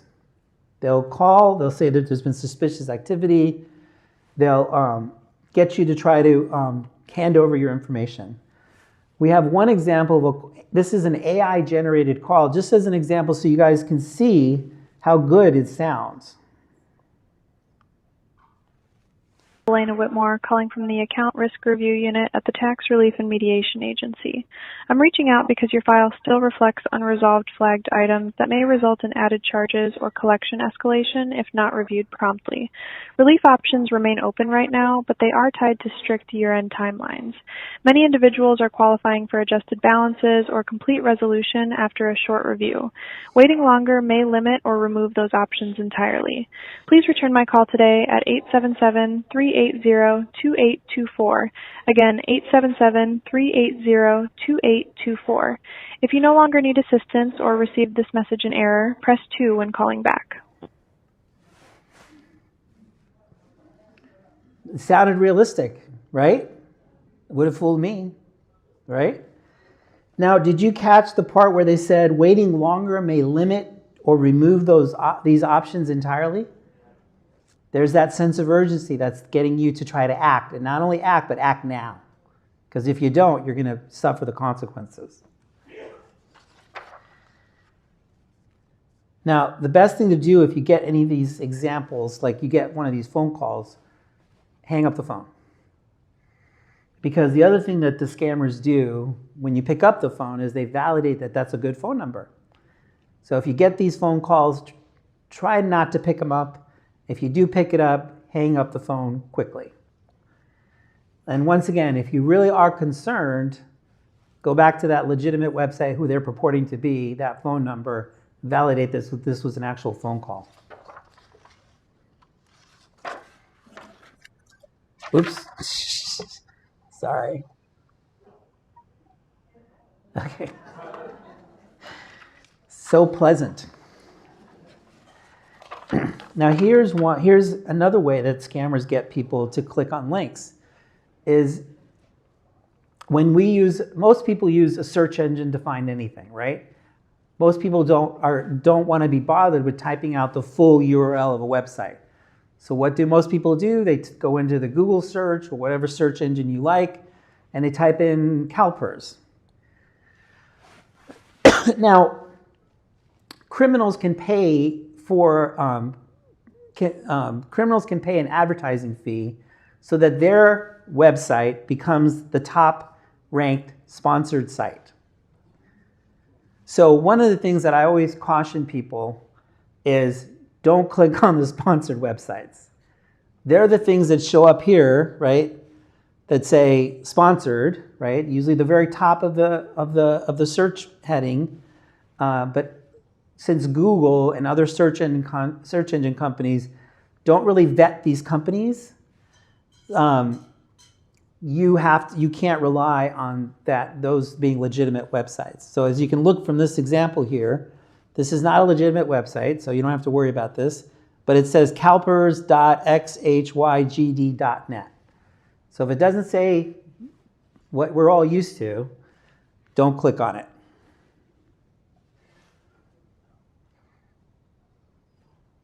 Now, another way that some fraudsters have, this QR code is part of the presentation. If you actually scan the QR code, it will actually take you to a website that we have at CalPERS about tips and techniques on preventing identity thefts and FAQs and information. So you don't have to capture it right now, but later, I think when the presentation is available, you can actually scan this code. It's also on our website, and it gives you more tips and techniques to prevent yourself, to protect yourself. Now, how do thieves misuse our identities? Now, once criminals have the information, they're going to begin misusing it for their benefit. So we're going to look at some common ways that information is misused. And how am I doing on time? I'm going to have to rush through this stuff. Sorry. Okay, account takeovers. This is where someone gets your username and your password, and they then have access to your information. Setting up accounts, right? Filing for credit, putting in place mortgages, setting up social media accounts to trick your family and friends. Some of you might have experienced this. You suddenly see that there's a Facebook account with your name, and it's like, I didn't set that up. So you should always pay attention to those things when they happen or when you come across them. Fraudulent employment. This is where someone takes your social security number. Maybe they're a criminal and they can't get employment, so they'll take your social security number and use it to set up an identity for themselves so that they can then get a job. This is one of the things that you should also be aware of, is that that identity thieves have also been taking the socials of kids. So not only should you be thinking about protecting your own identity and also your credit, but you should also be looking at your family, your other members in your family, and your kids, because oftentimes kids will only suddenly find out that they can't get a credit card when they go to college because they have a $400,000 mortgage. Fraudulent tax filing. This is one that is pretty rampant, and it's why it's very important to set up your IRS account before somebody else sets it up. Same thing with Social Security. You should be setting up your online Social Security account. You don't want people to set up false and take away your refund checks. All right, detecting and resolving misuse. This is the part where we're going to be focusing on how to identify what's going on. So we talked about what an identity is. We talked about how identity thieves obtain the information. We've given you some examples of how they misuse the information when they have it. Now we're going to talk about what happens when they compromise and misuse your identity, what steps you can take to begin to recover your identity. Okay, so how do you know that something's going on wrong with your account? Now, if we're talking about CalPERS, every time some change is made to your account, we send you a notification. So it's really important when you see those notifications and you didn't make that change to call us, to notify us.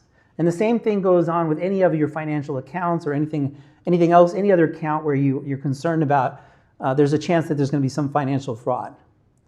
If you suddenly see that you're applying for a job and you get denied because there's something on your credit report, that's another indicator there might be something wrong with your identity. If you get letters or calls that you don't recognize from collection agencies, or you receive a data breach notice, these are all things that you should take note of.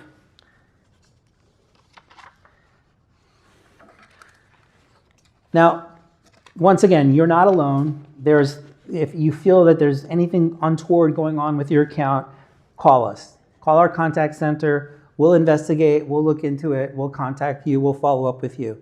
And the other thing too is if it's a non-CalPERS account, you can call the ITRC, and they'll also help you, and they'll develop a personalized plan to help you to recover your identity if in fact your identity has been compromised. So how to protect yourself. All right. Criminals count on us being lazy and using the same username and password for all of our accounts. Don't do that. Okay? Because what criminals will do is once they've compromised one website, they'll use that website, and they know all the different financial institutions. They'll use that username and password and then see if any of it sticks. They'll log into the Bank of America. They'll log into the Morgan Stanleys. They'll log into the Wells Fargo accounts and see if you have an account there. They don't know if you do or not, But if you do and you happen to use the same password, then they're going to get in. So that's why it's really important to have very unique username and passwords for all your accounts. The longer the password, the better. I know it's kind of hard when we get past 8 characters, but 16 characters is what we would recommend. Use multi-factor authentication on all your sensitive or accounts is what we would ask you to do. Most organizations, most financial institutions have some form of MFA that you can enroll in. Can you take Kevin's question really quick? I see Sure. his hands up. Hold Go on, let ahead. me bring the mic to you.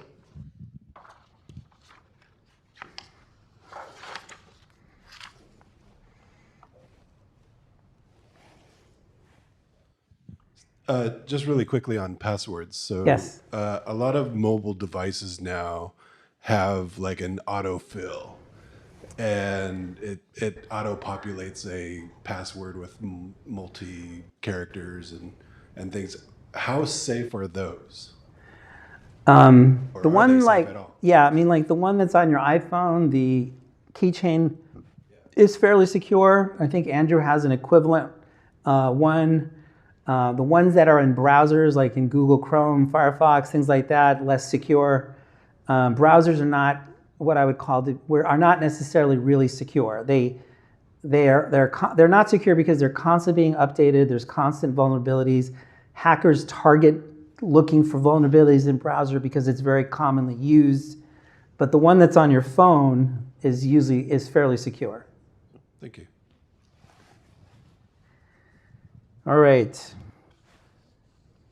When we talk about how we deliver MFA to you, this is how, if you get a message from us, it's going to come, if you get a text message from us, it's going to come from 749-43.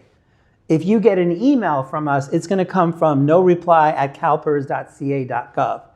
And if you get a phone call from us, it's going to come from 916-795-7377. So if you get a call from CalPERS and it's not in one of these methods, it's not being delivered in this method for an MFA token, it's not us.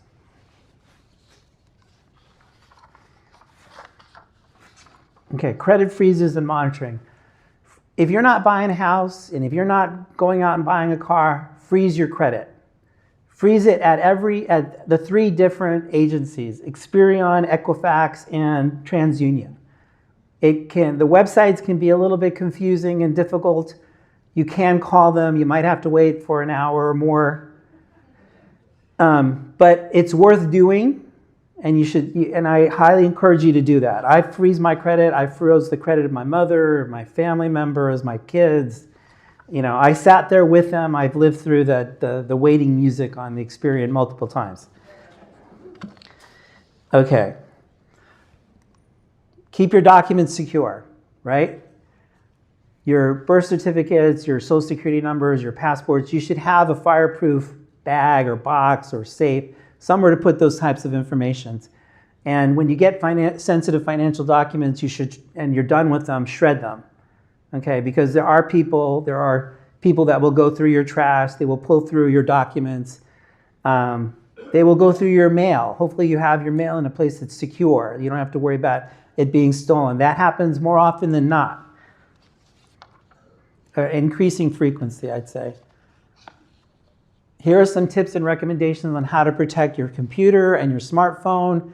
We already talked about this a little bit. Keeping your software up to date is really important. Be careful about using public Wi-Fi at a Starbucks or a hotel, things like that. They're not secure. We can probably talk, I can't go into detail explaining what a VPN, but it's a virtual private network. It's a way to use public Wi-Fi in a secure manner. We could probably have a session talking about VPNs at a later date if people are interested. Back up your data to a safe location. The cloud is an often good place to do, and we can talk about that. We can talk about how to lock your screen when you walk away. Especially if you're like in a Starbucks and you're using your laptop or something like that, you should never leave your computer open. Try to use biometrics wherever possible. Only download software from official Apple or Google or Microsoft websites. When something is free, there's a cost. You just don't know what the cost is yet. Okay, so pay for the legitimate software. And we won't really talk about SIMs because that'd be a longer discussion. So we have time for questions. Go ahead. Can you wait a second while we bring the microphone to you? Thanks, Ramon. Thank you. I have two questions, actually. First, can you explain what a password manager is? Sure. You said that it's a way to upgrade your password. Okay, so there are password managers on your phone, right? Like a keychain is what it's called on your iPhone, and then there's a company called 1Password that provides a password manager. It's about $30-$40 a year, but that's the way. I mean, like for me, I just counted. I have 1,000 passwords. Okay, I just count. I have 1,000 passwords because every time I go into a website or a location, I create a unique password. There's no way that I could remember 1,000 passwords. I'm a pretty smart guy, but I'm not going to remember 1,000 passwords. So these tools make it possible for you to record and save those unique passwords. And then when you go to these websites, it securely shares the password and the username with the site. And so you don't have to remember it. And it's unique for every website that you have. There's a number of different products out there. Another one is LastPass, and there's another tool that's free that's called KeyPass. Thank you. And the other question, and the last slide talked about if something is free, it's probably there's some cost. You just don't know what the cost is. Yeah, but like for example, at airports, they always have like the free, or Kaiser even, they have a free Wi-Fi. Is that secure? Well, here's the challenge. Like there is what I would call malware out there that looks like when you're in the airport, it'll say free Wi-Fi. Okay. Now it's very hard for you to figure out whether is that the legitimate airport Wi-Fi, or is it like someone with a computer is putting out a Wi-Fi signal and is trying to encourage people to use it, because that happens, right? And because what happens is people I go into my bank, right? I connect to their Wi-Fi, I get internet access, and then I'm going to my banking application, and then they're in the middle and they're capturing all that information. So that's why like I said, we could probably have a session just talking about how to protect yourself, like using VPNs and password managers and things like that. We could probably spend 30 minutes just on that topic alone. In the back in the white shirt, you can ask your question. That's you, yes. Shirt's brown, so I was looking around to see if there was a white shirt. Irene Green, SCIU Local 1000. I did have a question about the passwords. Now, most of the, I guess your sites or websites or wherever you're accessing are now asking for passkeys. So are passkeys more protective than passwords, or does it not matter? So this is something that we're going to be looking into ourselves here at CalPERS, but passkeys essentially is, in a way, it's like it requires that you have multi-factor every time, right? So it's either going to ask you to validate your identity by opening up your phone, right, and doing a facial recognition or a biometric, or it's asking you to send a code for every time. So it is more I don't know that there's any real studies that show that it's more effective than MFA, but it is a way that a lot of different industries are going, mostly because the majority of people don't use passwords correctly, right? So they make weak passwords, or they use password 123. What is the most common password in the world right now? Well, that would be second probably. But password is a very common password that people use. And once again, fraudsters and hackers use this. And like I said, nowadays with AI technology and really fast computers, it used to be that it might take you an hour or several days to crack a password. And literally, an 8-character password can be cracked in less than a minute. I mean, that means I can go through 1,000 iterations of a password in less than a minute and get your password. So that's why we say 16 characters. And like I said, we can have a session just talking about passphrases And how do you come up with some good schemes for remembering a 16-character password? Betty, I'll get to you next. Go ahead. Hi, Nancy Malcolm, CSEA. Another scam that I've just been alerted to recently is QR codes. People will be in a parking lot, they'll tape over the QR code that goes to the real company and put a scam up, so you'll pay your whatever, but it doesn't go to the parking lot or wherever. Yes. Be careful. Yes, QR, that is increasing, and it also happens at gas stations, and also the pay-as-you-go type situations. It's picking up your RFID chip on your credit card and taking that information and then using it for other fraudulent scams. Go ahead, Betty. Yeah, my question goes back to Equifax, Experian, whatever. What do you do with their stupidity? I mean, Equifax was hacked, right? They've all been hacked. No, but Equifax was hacked, and allegedly Congress helped themselves to being fixed, but we got 1 year of correction. But then I just got a notice not long ago. I froze all my credit back then, and different passwords for every one of them. But then I got a notice from TransUnion just recently. They're still doing third-party BS, and it was hacked. So why can't we just go after these companies? I mean, why do we have to have those not third-party, but I mean, why did we even keep TransUnion and whatever the rest of them? It's like, it's pointless. They're worthless. I mean, if you're still going to use a third party, you didn't learn from what happened at Equifax? And what do you do with this stupidity? Yeah. Well, sometimes we choose not to do business with them. Is one option. How do you not do business with TransUnion? Well, yeah, no, it's the only one that hasn't yeah, done anything. they have a built-in. They're part of the financial institutions, right? I mean, for you to get credit, for you to get a mortgage, for you to get an auto loan, you have to get a credit report through one of those 3 different agencies. Like I said, the only thing that we have right now is to freeze your credit. That's the only thing that we can do. And like I said, and not only freeze it, but also monitor your credit. So it's not, like I said, I look at my credit more than anything, probably, on an ongoing basis.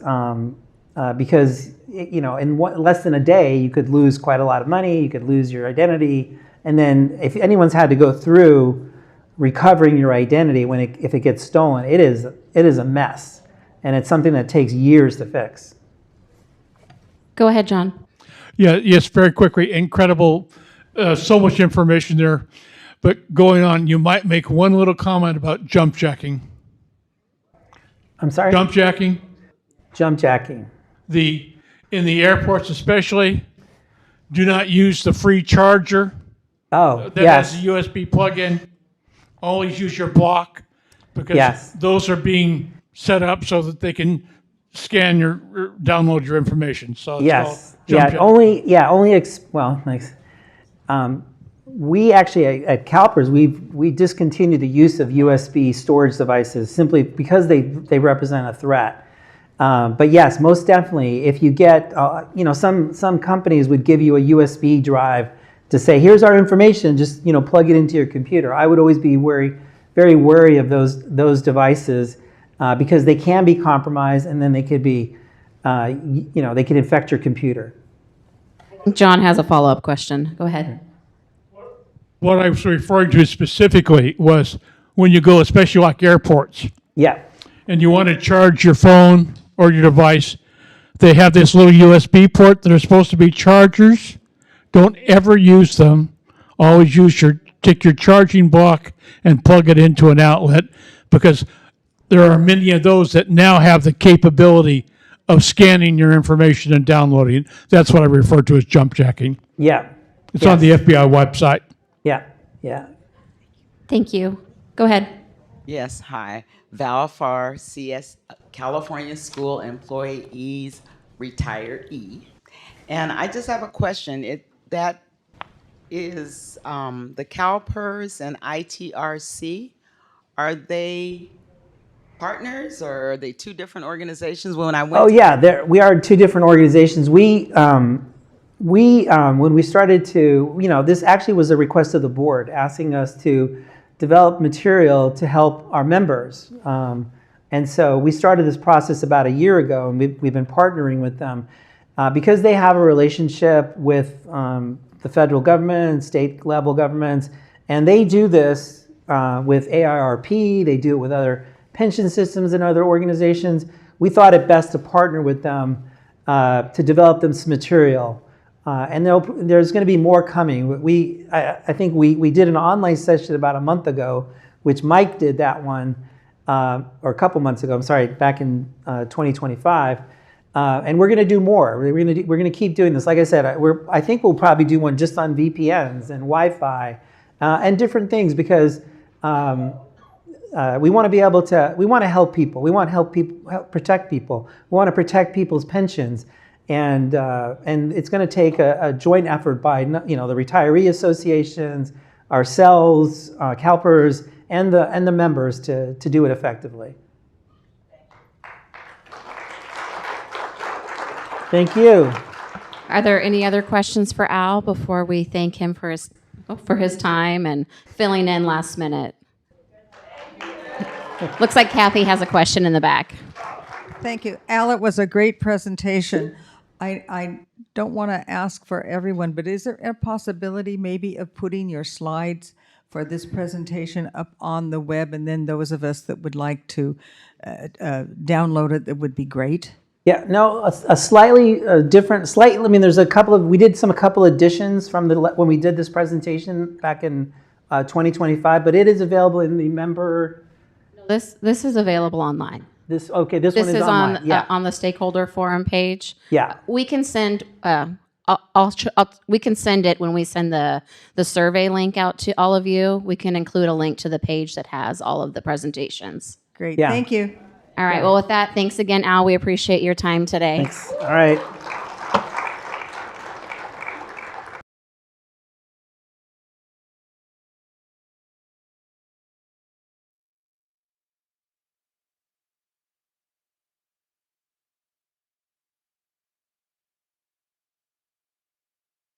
All right, so that brings us to the last part of our agenda today, which is public comment.